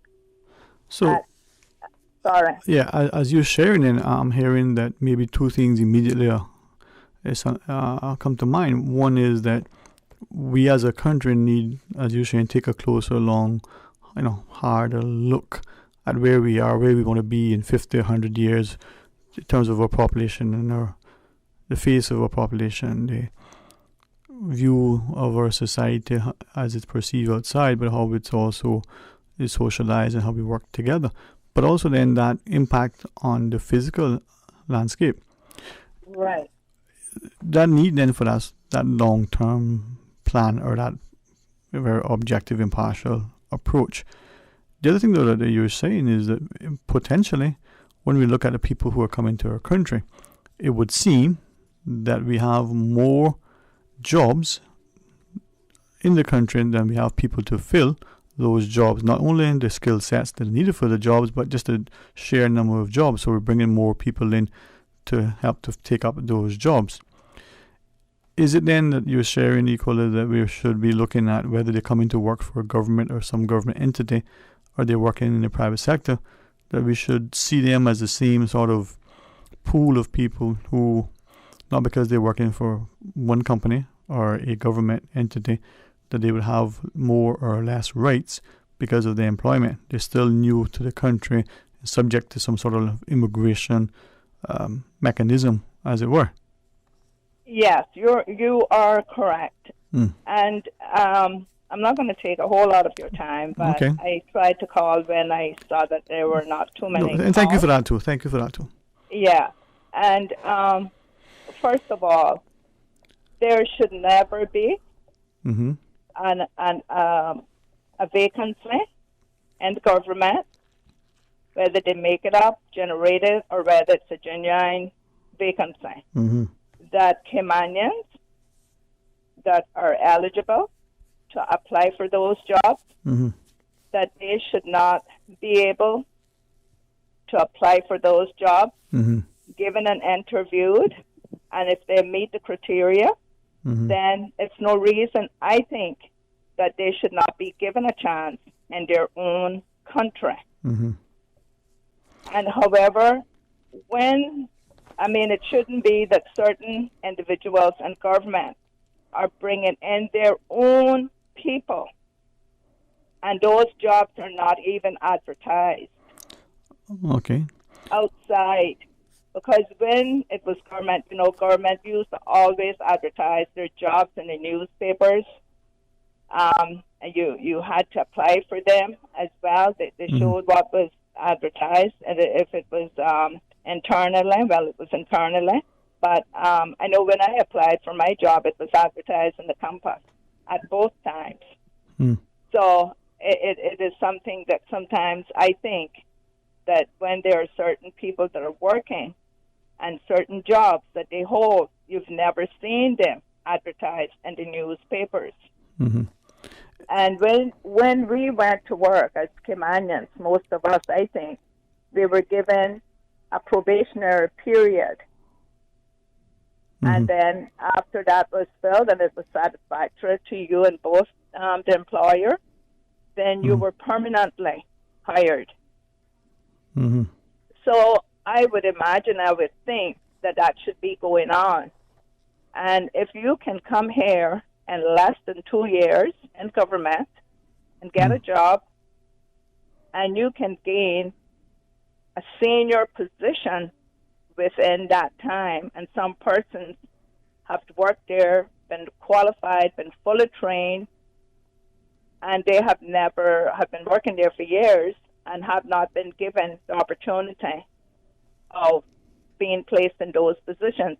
I personally think, because I know quite a few departments in government, and I try to do a little investigation in some of those, and I've seen that it's a certain nationality that is hiring people from their country.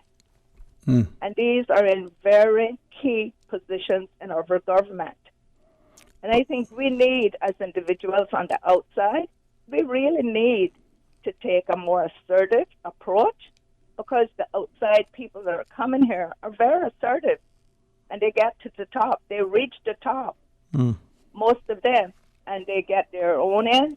And I think we're treated discriminatingly unfair in this country. And I know a lot of people don't want to speak about it because they feel like keeping quiet, it's the key. And sometimes that works. But when you think about children coming up, your children, what do you think is going to happen to them? Yeah. What do we? I mean, you raise concerns. I wonder to what extent, as we look at our demographic, now we have a census that I think would have taken place last year that we probably will do this year, right? And so when we look at that and we extrapolate from that, I wonder to what extent we're looking to see what our demographic is going to be like in 50 years. Not just the age of the population, but how it's going to meld and gel. And are we concerned that we're going to be a unified society where we share common goals and visions, or are we going to be like many places that are further polarized based along particular lines? Now, that is probably the expectation and maybe the accepted norm. But at the end of the day, can we do it differently? Cayman has always been a special, blessed place that's been different. So why can't we expect? Why can't we actually champion? Why can't we actually deliberately go about to make sure that the Cayman in 50 and 100 years is a better Cayman, and that the values, the virtues, the cultural nuances, the place names that we had, the foods that we eat, even though we're embracing other things and change, we're not deliberately and disrespectfully discarding those things.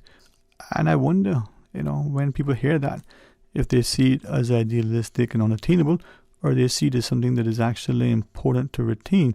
After all, what attracted us to this place in the first place? And what is it about this place that is special and appealing? Mm-hmm. Anyway, yeah, things to consider. It goes.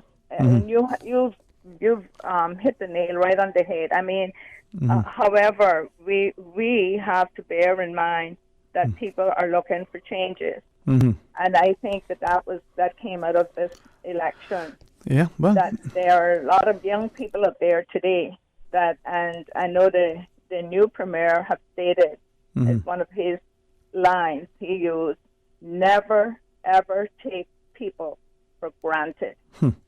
Yeah, well, that's the thing. Never ever. Don't think that we're sitting here or we're up there or we have this situation and we're so into it that we feel so satisfied that we're not going to be moved. Yeah. No, the young people are getting up and they're seeing their future ahead of them. A lot of them, and there's some of them are becoming very concerned, and some of them are even becoming hopeless. Well, that's the problem. So if we as older ones can see these things and we don't put it up there, people are going to keep becoming so comfortable in this country that they feel that they're not coming here on a contract for 2 years or 3 years. But there is that they're danger. Coming here to stay forever. And remember, we have to remember this, that, you know, people that come here sometimes, some of them disregard that this is the Caymanian place and their children are looking forward of living here and enjoying their own country. They go abroad to get qualified, a better education. And when your contract is up, you should be prepared to leave and go back to your place. And at the same time, while you're here, you're supposed, if the Caymanians have a succession plan, well, that's while the challenge. you're here in that job, to be training the person that is below you, not to bring one of yours in and put them over a Caymanian again. This is what's happening. We're not enforcing that's it. these things, and we need to see what is happening, whether they come here with the intentions of getting status right away, or they're coming in to work here for the period that they were asked. And we can see the difference. But because when they come in, a Caymanian may have to wait for a while to get a loan, but as they come here, they're given a loan on the basis that they'll be here forever. So these are the things that we must not get fooled and feel that we got to shy away from it and keep our mouth shut, because the future for young Caymanians especially, and older ones, we have to do our part to say, okay, we spoke up, no one liked it, or maybe no one, and they're... But we're doing the right thing for the right reasons, right? All right. Yeah, but we do it for the right reasons. We thanks. Speak for those who can't or don't have a voice. All right. Hey, thanks very much. I really appreciate it. And respectfully, let's just quickly take this late break, but another one. So stay tuned for Talk Today. When you're tight on time and budget, but big on flavor, Subway's Meal of the Day hits the spot. Enjoy daily meals on classic sandwiches like tuna, Black Forest ham, meatball marinara, and more. Starting at $6.25 for 6-inch meals and $8.75 for footlongs. You can get Subway's Meal of the Day. Enjoy a different sandwich on a different day for the same price. Mix it up with cookies or chips or waffle fries for the same price. Subway. Eat fresh. Explore your history. Explore your land. Explore your sister islands. The ultimate staycation experience. Your culture, your freedom. The land that time forgot isn't gone. It's your sister islands. Discover all that our sister islands have to offer. Members of the public are invited to attend the 2021 Ahmed Mohammed Steel Band Competition on Saturday, 15th of May at 6:30 p.m. at the John Gray High School Gymnasium, featuring 9 bands from 7 public and private schools competing for the top steel band in various categories. Entrance fee is $5 for adults and $3 for children. The 2021 Ahmed Mohammed Steel Band Competition is brought to you by the Department of Education Services and Cayman National Bank. But I do have some questions. Cayman Islands' foremost listeners' participation program. Because there are more questions than answers. What the public is saying. Waiting to take your calls right now. Sterling Dwayne Ebanks.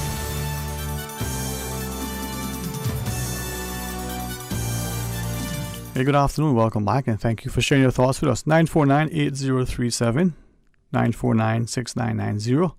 Or you can hit us on the Flow toll-free line at 1-800-534-8255.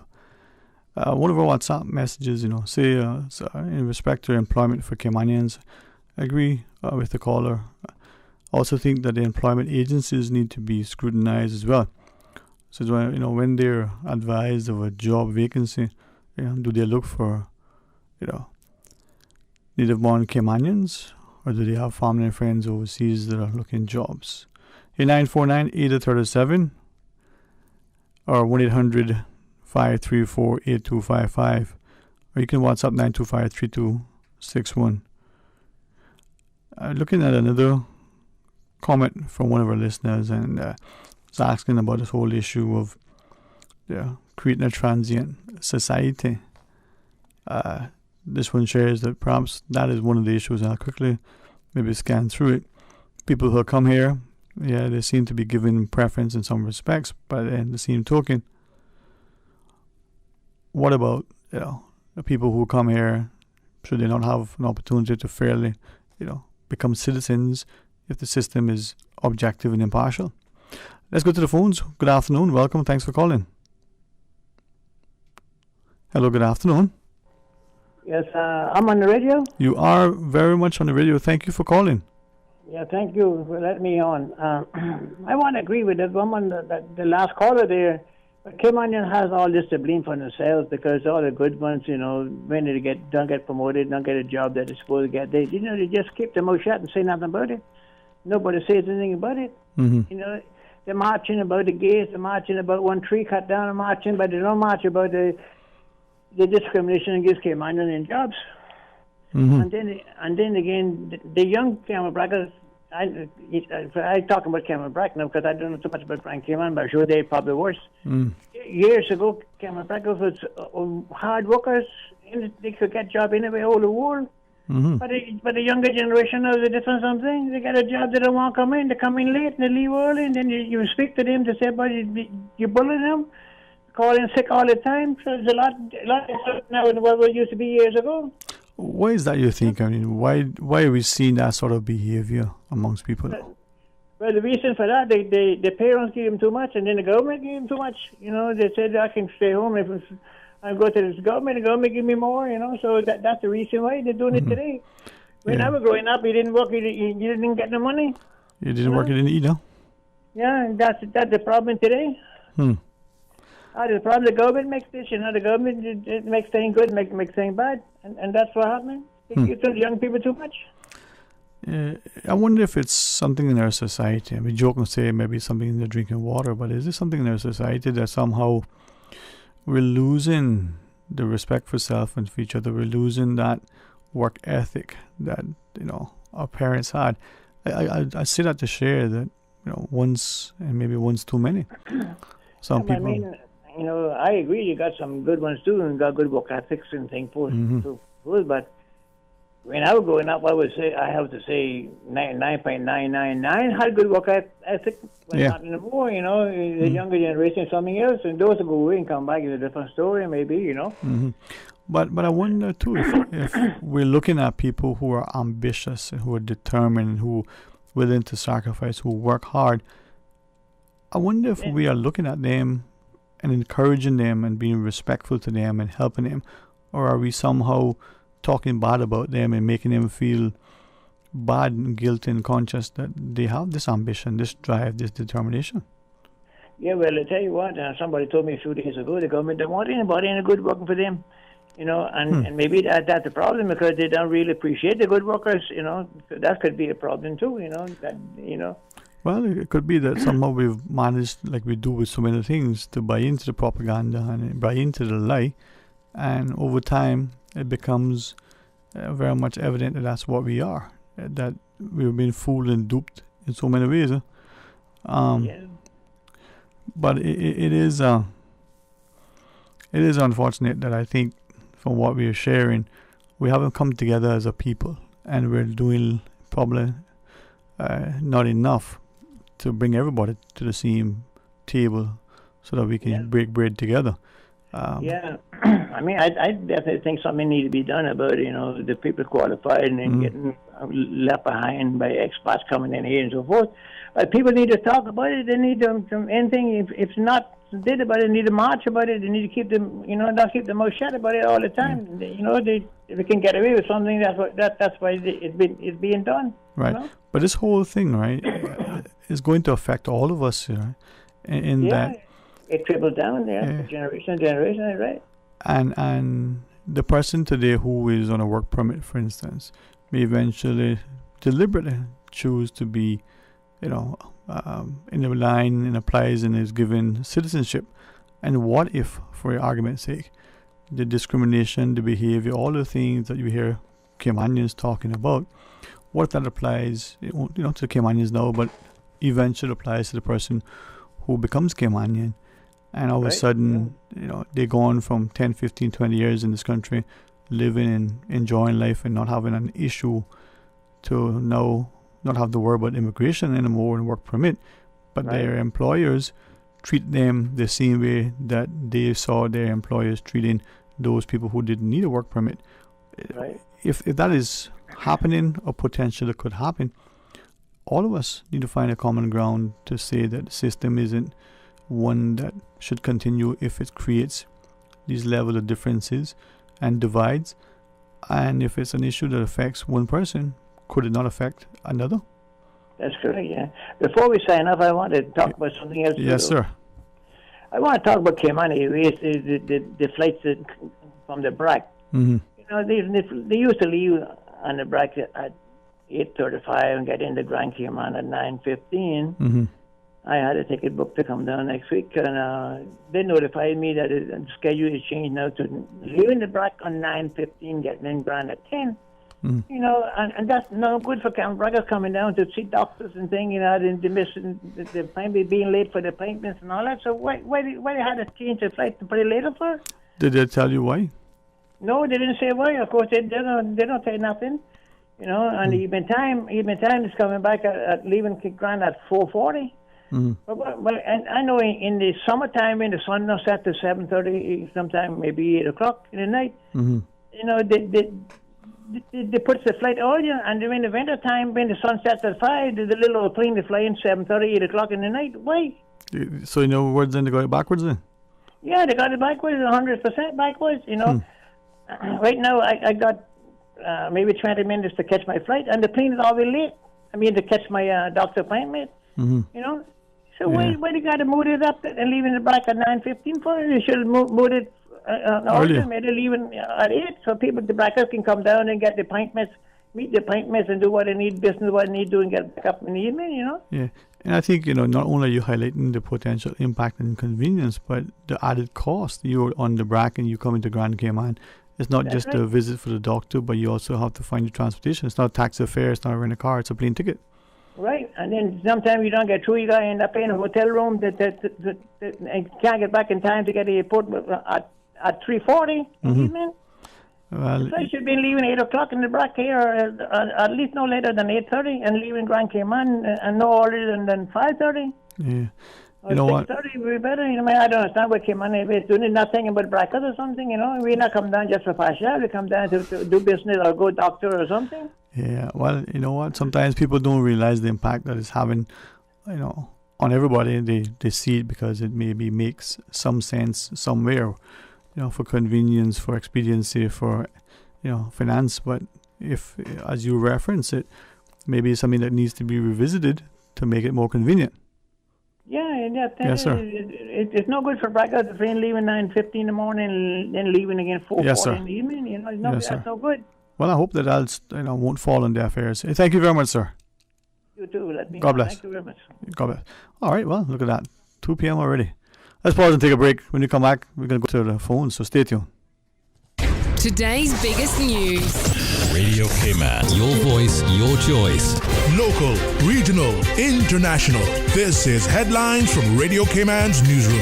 Today's biggest news. With your latest headlines, I'm Shanda Gallego from Radio Cayman's newsroom. The Minister for Investment, Innovation and Social Development, Honourable Andre Ebanks, and Parliamentary Secretary, Social Development, Ms. Heather Bodden, undertook an initial ministerial tour of the Department of Children and Family Services on Wednesday. Following the meet and greet with finance and admin staff, community development workers and social work teams, the group met with senior management staff. An overview of shared objectives between ministry staff in terms of policy, communications and government priorities and DCFS operational considerations ensued.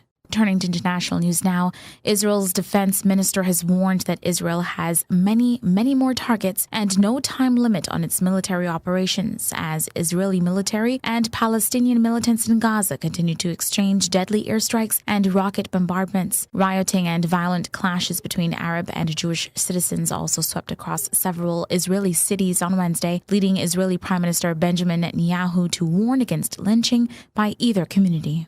Despite the coronavirus pandemic curtailing sports leagues and forcing athletes to go on hiatus for much of 2020, the combined earnings of 2021's top 10 highest paid sports stars fell just short of the all-time record set in 2018. Mixed martial artist Conor McGregor led the Forbes top 10 for the first time in his career after earning $180 million over the last 12 months, with this year's combined top 10 earnings of $1.05 billion, just shy of 2018's $1.06 billion total. The majority of the Irish fighter's earnings came from the $150 million sale of his majority stake in whiskey brand Proper No. 12. Those are your latest headlines here on Radio Cayman. I'm Shanda Gallego. For the latest in news and information, follow Radio Cayman on social media, Facebook, Instagram, Twitter. Download the Radio Cayman app or log on to our website, radiocayman.gov.ky. Talk today. But I do have some questions. Talk today. Cayman Islands' foremost listeners participation program. Talk today. Because there are more questions than answers. What the public is saying. Waiting to take your calls right now. Sterling Dwayne Ebanks.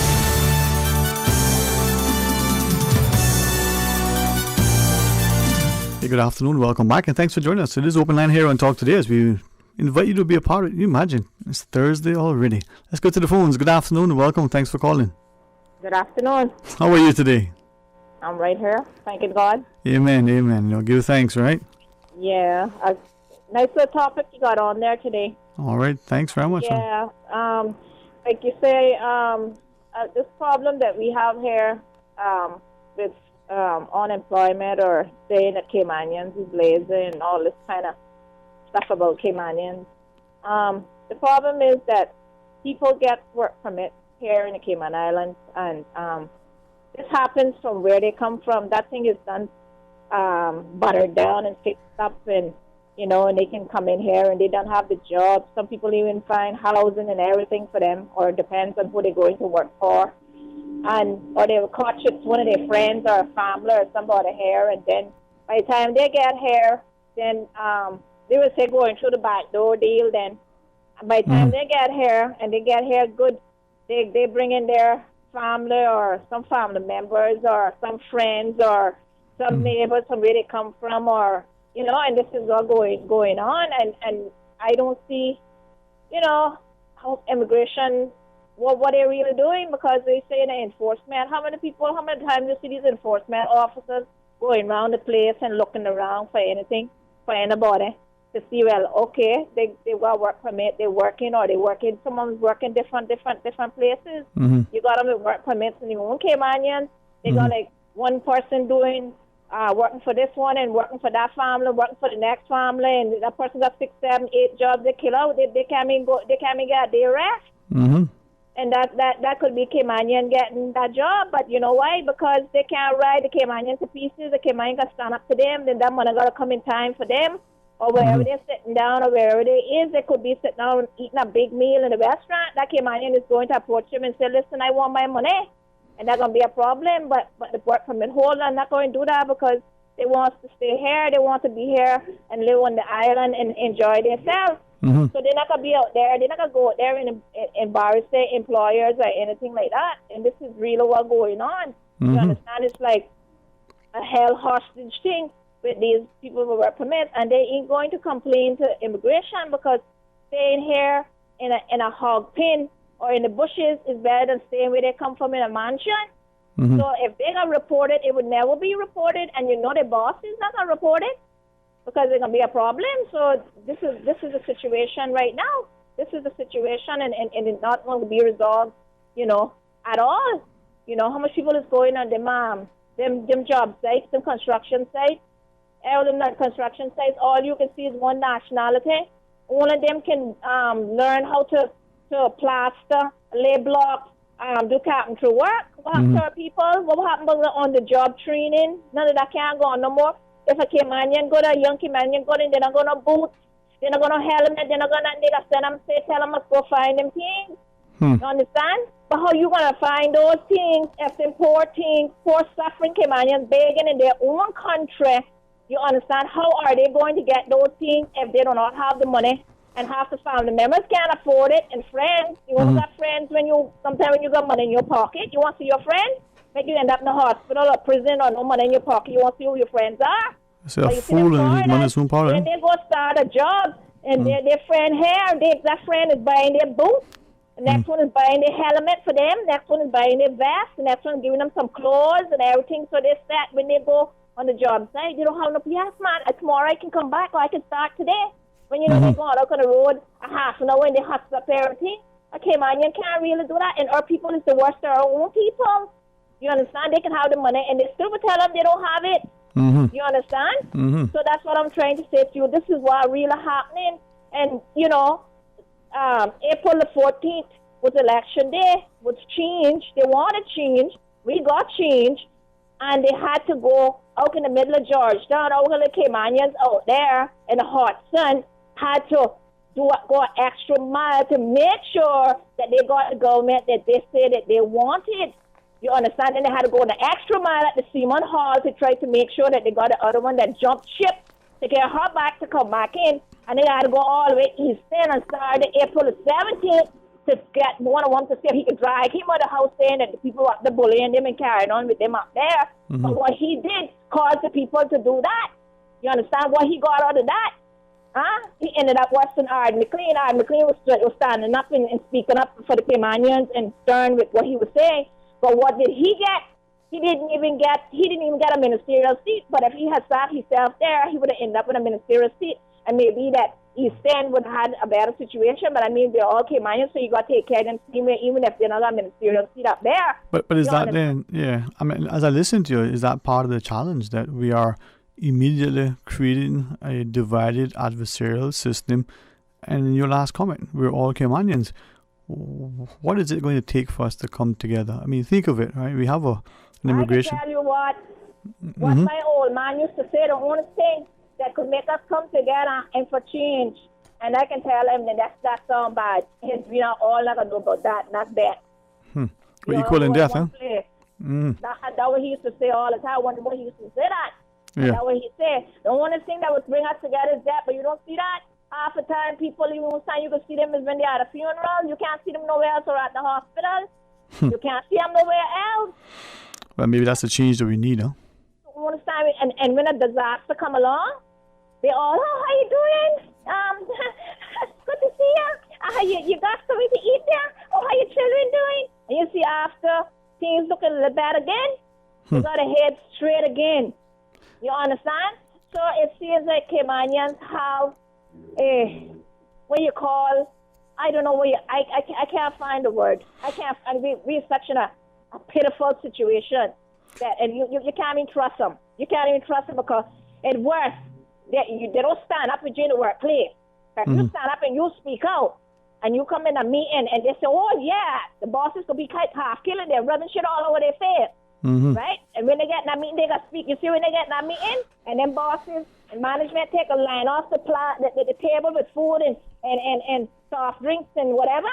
They sit down, they eat like a bunch of fathers and they get full up and they sit down in the chair like they look at to go and speak during the whole part of the meeting. And you see when time to leave, they're packing up 2 and 3 plates and putting it in the vehicle and they're going with it. Not a word said. Next day come to work, it's the same thing. arguing and talking about the same problems that they got. And the person that's standing up, or people that stand up speaking up, they won't come and give that information to them again now, so that, well, you can't feel sorry for them. You got to put down your guard with them people at a certain period of time. And that is what's happening. That is happening in the private sector, but it happens mostly in government. You understand? They can do what they feel like doing in government. They can run up and down as much as they want. Government vehicles, abuse it, run up and down with their family, driving, towing jet skis, doing all kind of stuff in their vehicles. You understand? The government, it says no riders. So if you crash in that vehicle today, okay, and whoever you got in that vehicle that is not covered, government is not responsible for that person, but yet government going to still be responsible for that person, because that person is not going to insurance or anything like that going on.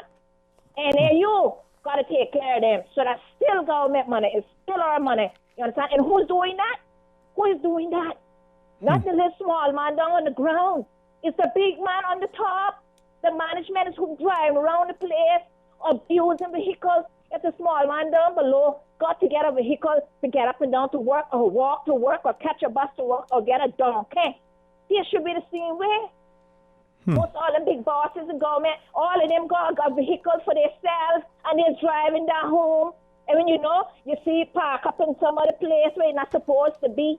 You understand? But a little small man now, he ain't got a vehicle, he got bus himself to get to work, and they would cross them on the road and wouldn't get him a ride. And that's government vehicle. They could be coming from the same district, same time in the morning going to work, and they wouldn't say, well, okay, I've been to work 7 o'clock. You need a ride? Okay, I'll pick you up and bring you to work and drop you home in the evening. Now, that's government vehicles, and they wouldn't get a government vehicle to pick up the workers, you understand, that can't get up and down so they can be up and down to work and stuff, being a struggle. Some of them got children. They got to get the children off to school, walk to school, walk to work, walk back to school, and go back and forth. Get up. You got to be work 7 o'clock morning, but you got to be on the road 5:30 because you got to catch a bus.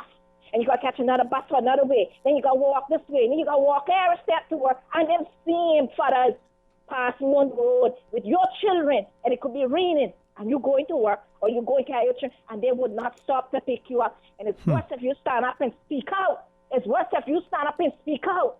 They will turn your head till Christ will land up in front of them. You know how to slow them down? If they end up in an accident in front of you, and you walk up on them. So let me tell you something. Government, it starts from government. It starts from government. Government is the people. It's the people that's working in government. That when the rest of a politician come in and he wants to straighten it up, the civil servants get together and they will go against the politician. The politician can't get nothing done. Can't get a thing done. You understand? The worst if a manager come there and he could come from somewhere else in the world. You see the people that's there before already, and they see that they're after clipping your wings and making you straighten up and do what you're supposed to do and be at work and put in your hours and get paid and be honest. Let me tell you something. Don't you even dare do that, because they are going in a meeting against you behind your back, and they are going to crucify you and get you out of that position or take your contract away from you. A good foreigner that comes here, that's what happens to them, and I have seen it happening more than one time. You understand? So in government, we got some slippery people. You know what I call them? Cartels, corrupted, clique, drug dealers, everything. No disrespect. You understand? But they're in high position. They're not even at work. And if you stand up and you speak out, if you're a gatekeeper and you're crying against that kind of corruption, they will fight you down and continue to fight you. And if you're not strong enough to hold them and stand up on top of them, let me tell you something, you don't feel no way, and they act so innocent and smiling with it. And you'll be surprised. Some of them been in the high authorities and in uniforms, and they're in corruption. You understand what I'm saying? And they act so innocent. You know what? Sometimes, listening, you learn. Hey, thanks for sharing. You take the call, Miss Susan? Oh, boy. 15:15. Let's do the break. Stay tuned for Talk Today. Busy, busy, busy. Feel like there's not just enough hours in the day. Savannah Pharmacy, service to make your life easier. Now you can WhatsApp your prescription order to 929-5045. And pickup is just around the corner with everything your family needs and convenient opening hours including Sundays and holidays. WhatsApp your prescription order to 929-5045. Savannah Pharmacy, wholesome values with modern conveniences. Things just got a bit hotter on island. Come in today and order the new spicy Korean subs at Subway. They're sweet, spicy, and especially satisfying. Stop in and try the pulled pork with spicy Korean sauce, or the chicken with spicy Korean sauce. And you can message WhatsApp at 929-4658. Order online or use Let's Eat or the Bento app. The spicy Korean subs at Subway in 2 flavors, extra saucy and extra spicy. Subway, eat fresh. The Cayman Islands Chamber of Commerce Pension Plan. We're here for you. Please be advised that the pension contribution holiday has been extended until 30th of June 2021. Employers and plan members should ensure arrangements are in place for salary deductions and remittance following this date. The Cayman Islands Chamber of Commerce Pension Plan, keeping you informed. For further information, visit chamberpensions.ky, and for information as it happens, follow us on Facebook, LinkedIn, or Instagram. Email admin@pensions.ky or call 745-7630. We're here for you. The DVDL Customer Support Unit is now open. Customers can book appointments for written and driving tests through DVDL's hotline at 945-8344. Option 1. That's 945-8344. Talk today. But I do have some questions. Talk today. Cayman Islands' foremost listeners participation program. Talk today. Because there are more questions than answers. What the public is saying. Waiting to take your calls right now. Sterling Dwayne Ebanks.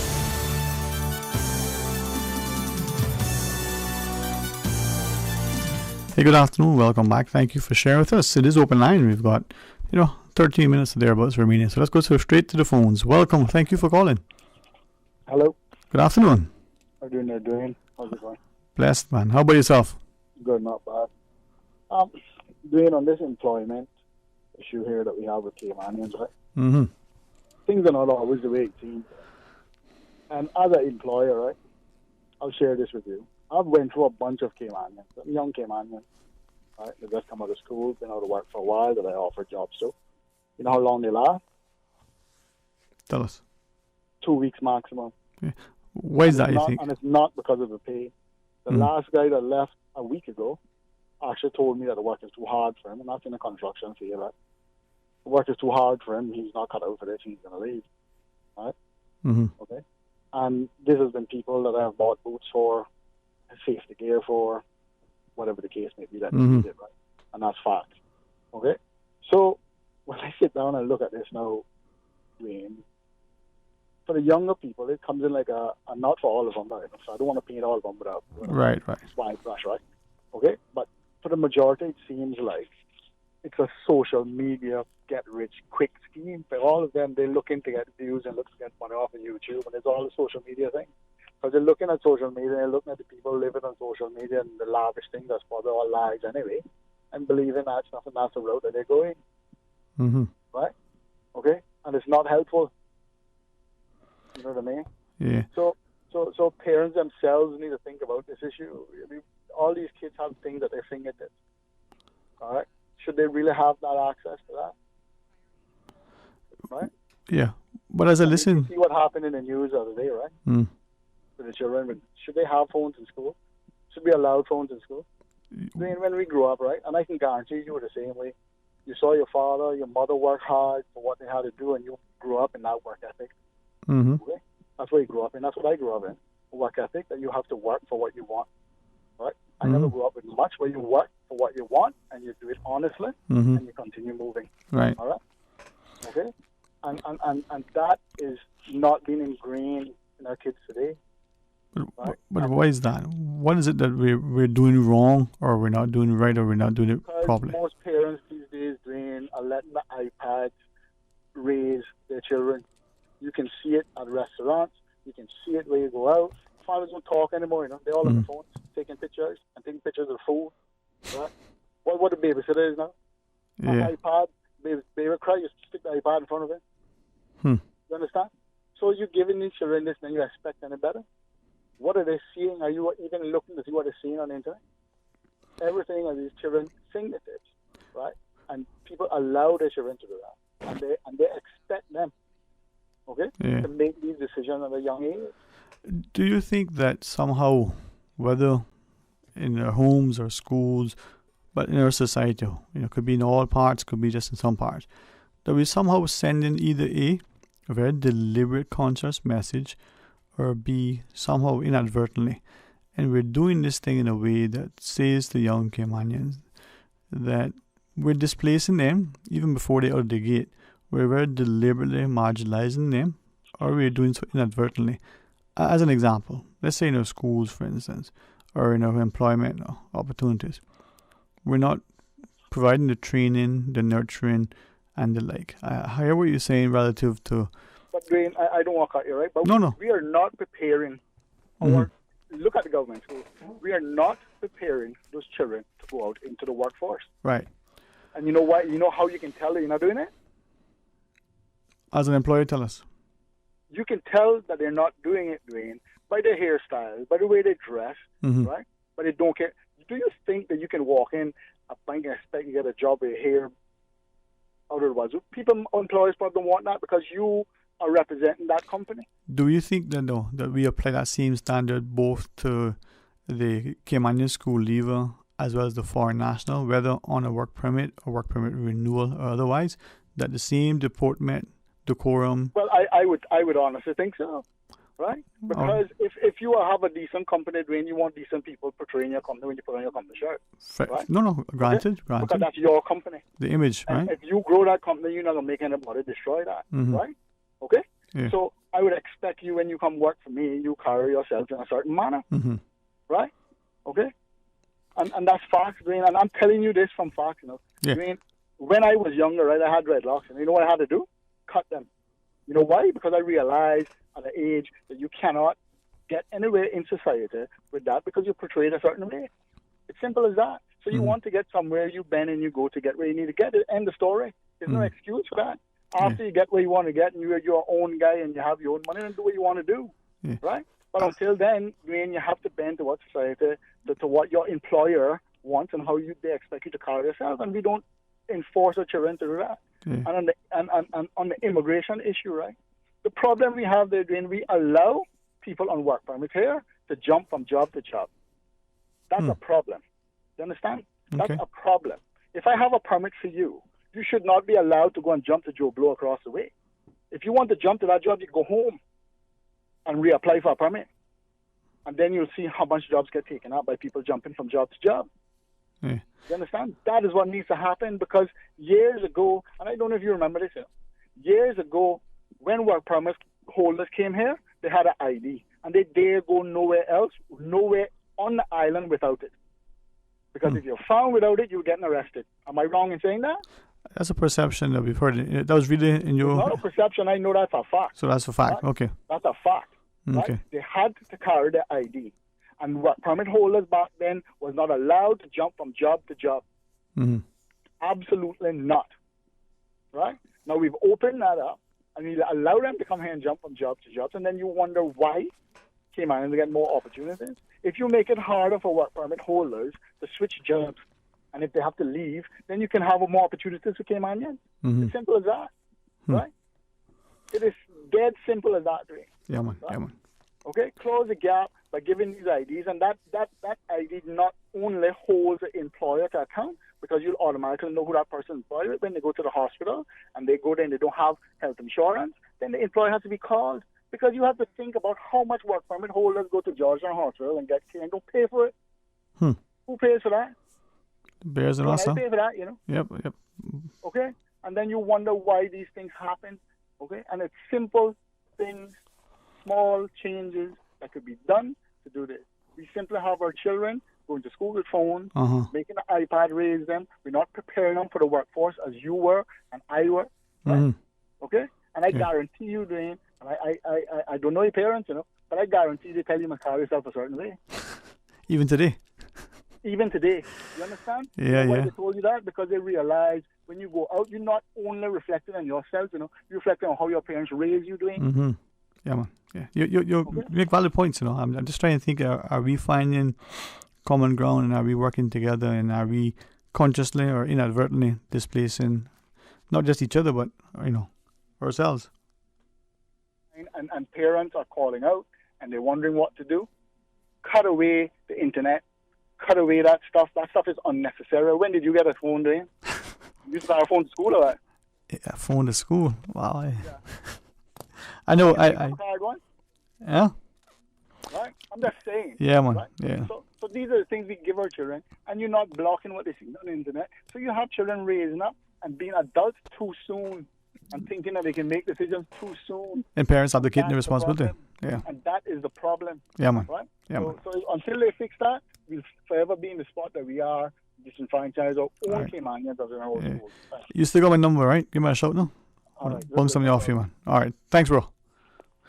Hey, always good counsel, good comments. Let's take one more call. Good afternoon. Welcome. Thanks for calling. Sterling, Hi, how are you? I was going to call you back, but You know you're welcome to do so.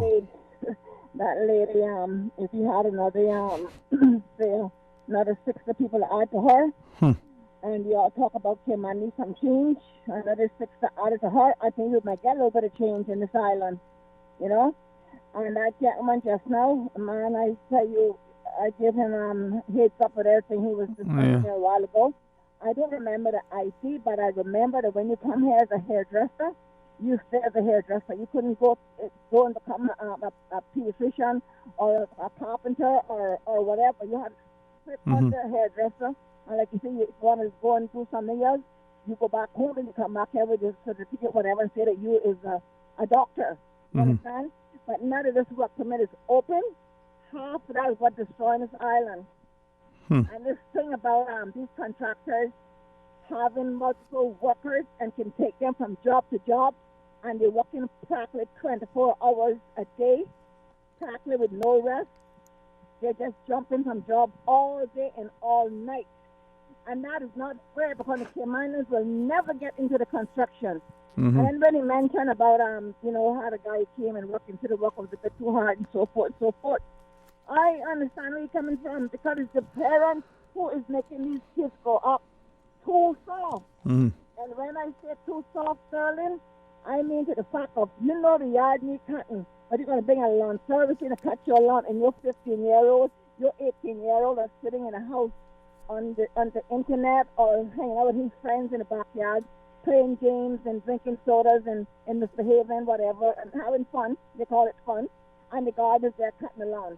Then when the mother comes home, the sink is full of dirty dishes. She'll carry on, and she's going to sit and washing the dishes up. So the children is doing what they see at home too, because then if the parents don't instill some sort of work effort into their children, they're not going to come out here and want to work because they say, oh, Mom, I can take care of me. Dad, I can take care of me. That's beside the point. You need to get on your own wings and fly. Fly your own wings. And the parents are today spoil their children. And then when they go to school and they want to misbehave in school, the parents want to come to the school, consult the bus warden, consult the driver, consult the teacher, and from the child. I have experienced it a number of times. Yeah. It's not fair. Yeah. I think from what you shared, that lack of partnership, responsibility, respect, but also appreciation that we're all in this together, you know? So parents give the kids so much rights, a lot of things that they do wrong, and it's Yeah. not right. And they're the one that's going to be going to the funeral or to the north to look for them. The parents need to put a little more effort in their children.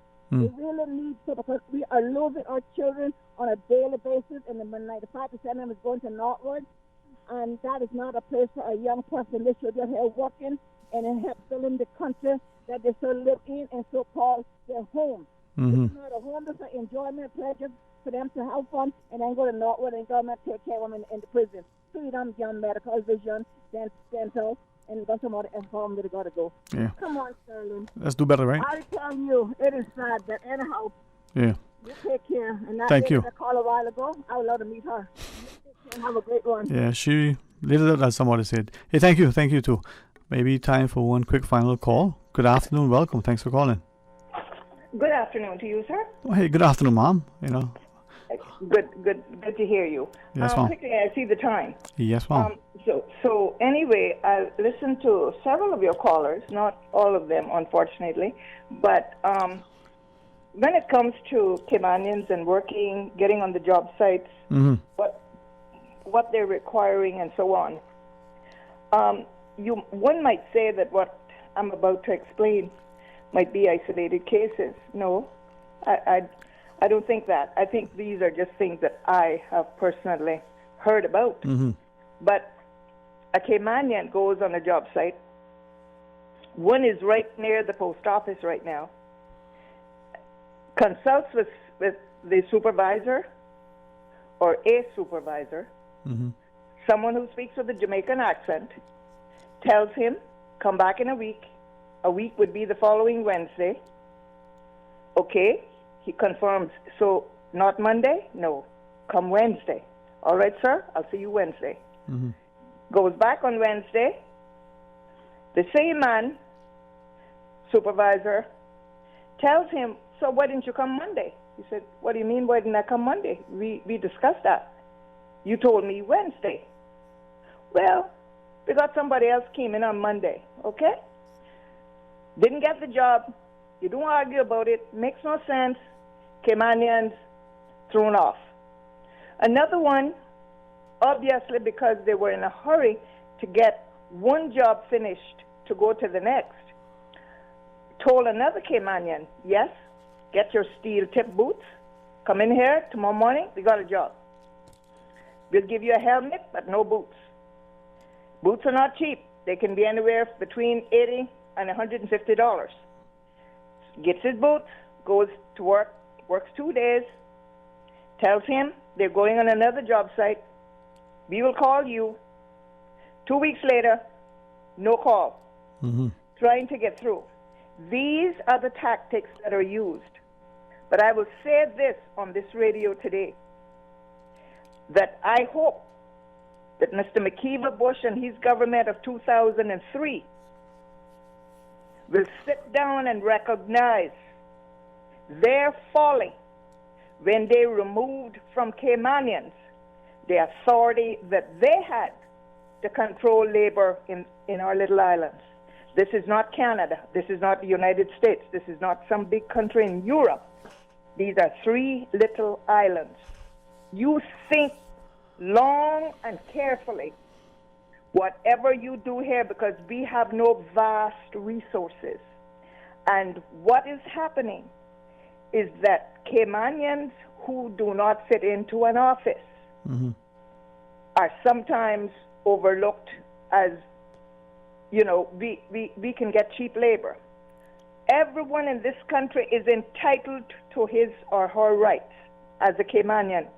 And I certainly hope that something is done about individuals who can jump from job to job, individuals who come here on a visit, as someone explained earlier, visit a family member who makes an introduction, who makes sure that they can get into whether that's an employment agency or whether they can get into the head of a certain firm or office a company.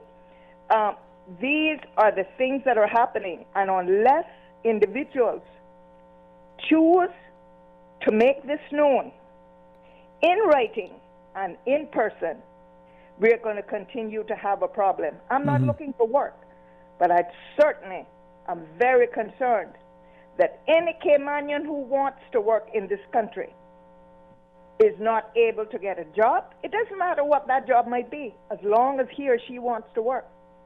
There should be no work permit holder who keeps them from getting that job once they're willing and able and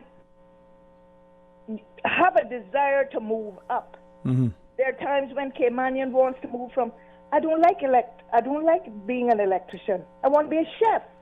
Or I don't like being a chef. I'd like to be somebody who works. If I can then ask, and I don't want to dismiss you, even though we're late into the program, but if I could just quickly ask of you, with that, do we also need to make sure that we have the requisite qualifications? So you want to be a chef, you want to be an electrician, I would imagine that you need to not only have the aptitude and the willingness and so on. There is something called apprenticeship. Or if you want to call it slave labor, or whatever. Generations. Mm-hmm. You do not go on a job always with experience. You learn on a job. No, In some cases, if you are not given an opportunity you will never Yeah. Hello? to be, a detriment to your company. You have a right to call that individual and say, we've tried with you for 3 months, 6 months, it's not working out. So the training. Yeah. Yes, well. Yeah, I think the caller is absolutely right. The level of training and education and development so that we can acquire the skill sets. I think the work ethic is there. I think the frustration is evident as well. I think the problem is that, we are finding increasingly a growing divide. Maybe it's time for a greater sense of unity. With the greatest respect to that last call in particular, but to each and every one of you, and of course, now that Miss Susan is back at the helm, well, 6 and 7 over the appointed time. Thanks for the extra innings. Want you to come back tomorrow. It's a Friday. Be a part of Mr. Art's show in the morning for the record. And join us. Got a special fellow to join us tomorrow. Former parliamentarian Elio Solomon will be sitting in the studio with me for a bit. I want to weigh in from his perspective. I want you to be a part of our discussion. Please go about the day. Find ways to make it better for each and every one of us, not just for ourselves. I love country music. And a good song, Cole Swindell, Hope You Get Lonely Tonight, might be a good way to close out the show. A little uplifting beat, a little pensive, and perhaps provocative prose that way promote within you a certain passion. All right, until tomorrow, be blessed. Talk Today is brought to you by Subway, open 24 hours in Countryside, Anderson Square in Georgetown, and Centennial Towers in West Bay. And by the Ministry of District Administration, Tourism and Transport. Explore your history, explore your land, explore your sister islands. And Savannah Pharmacy in Countryside Shopping Village, convenient opening hours including Sundays and holidays. And Royal Fidelity Bank and Trust, money at work.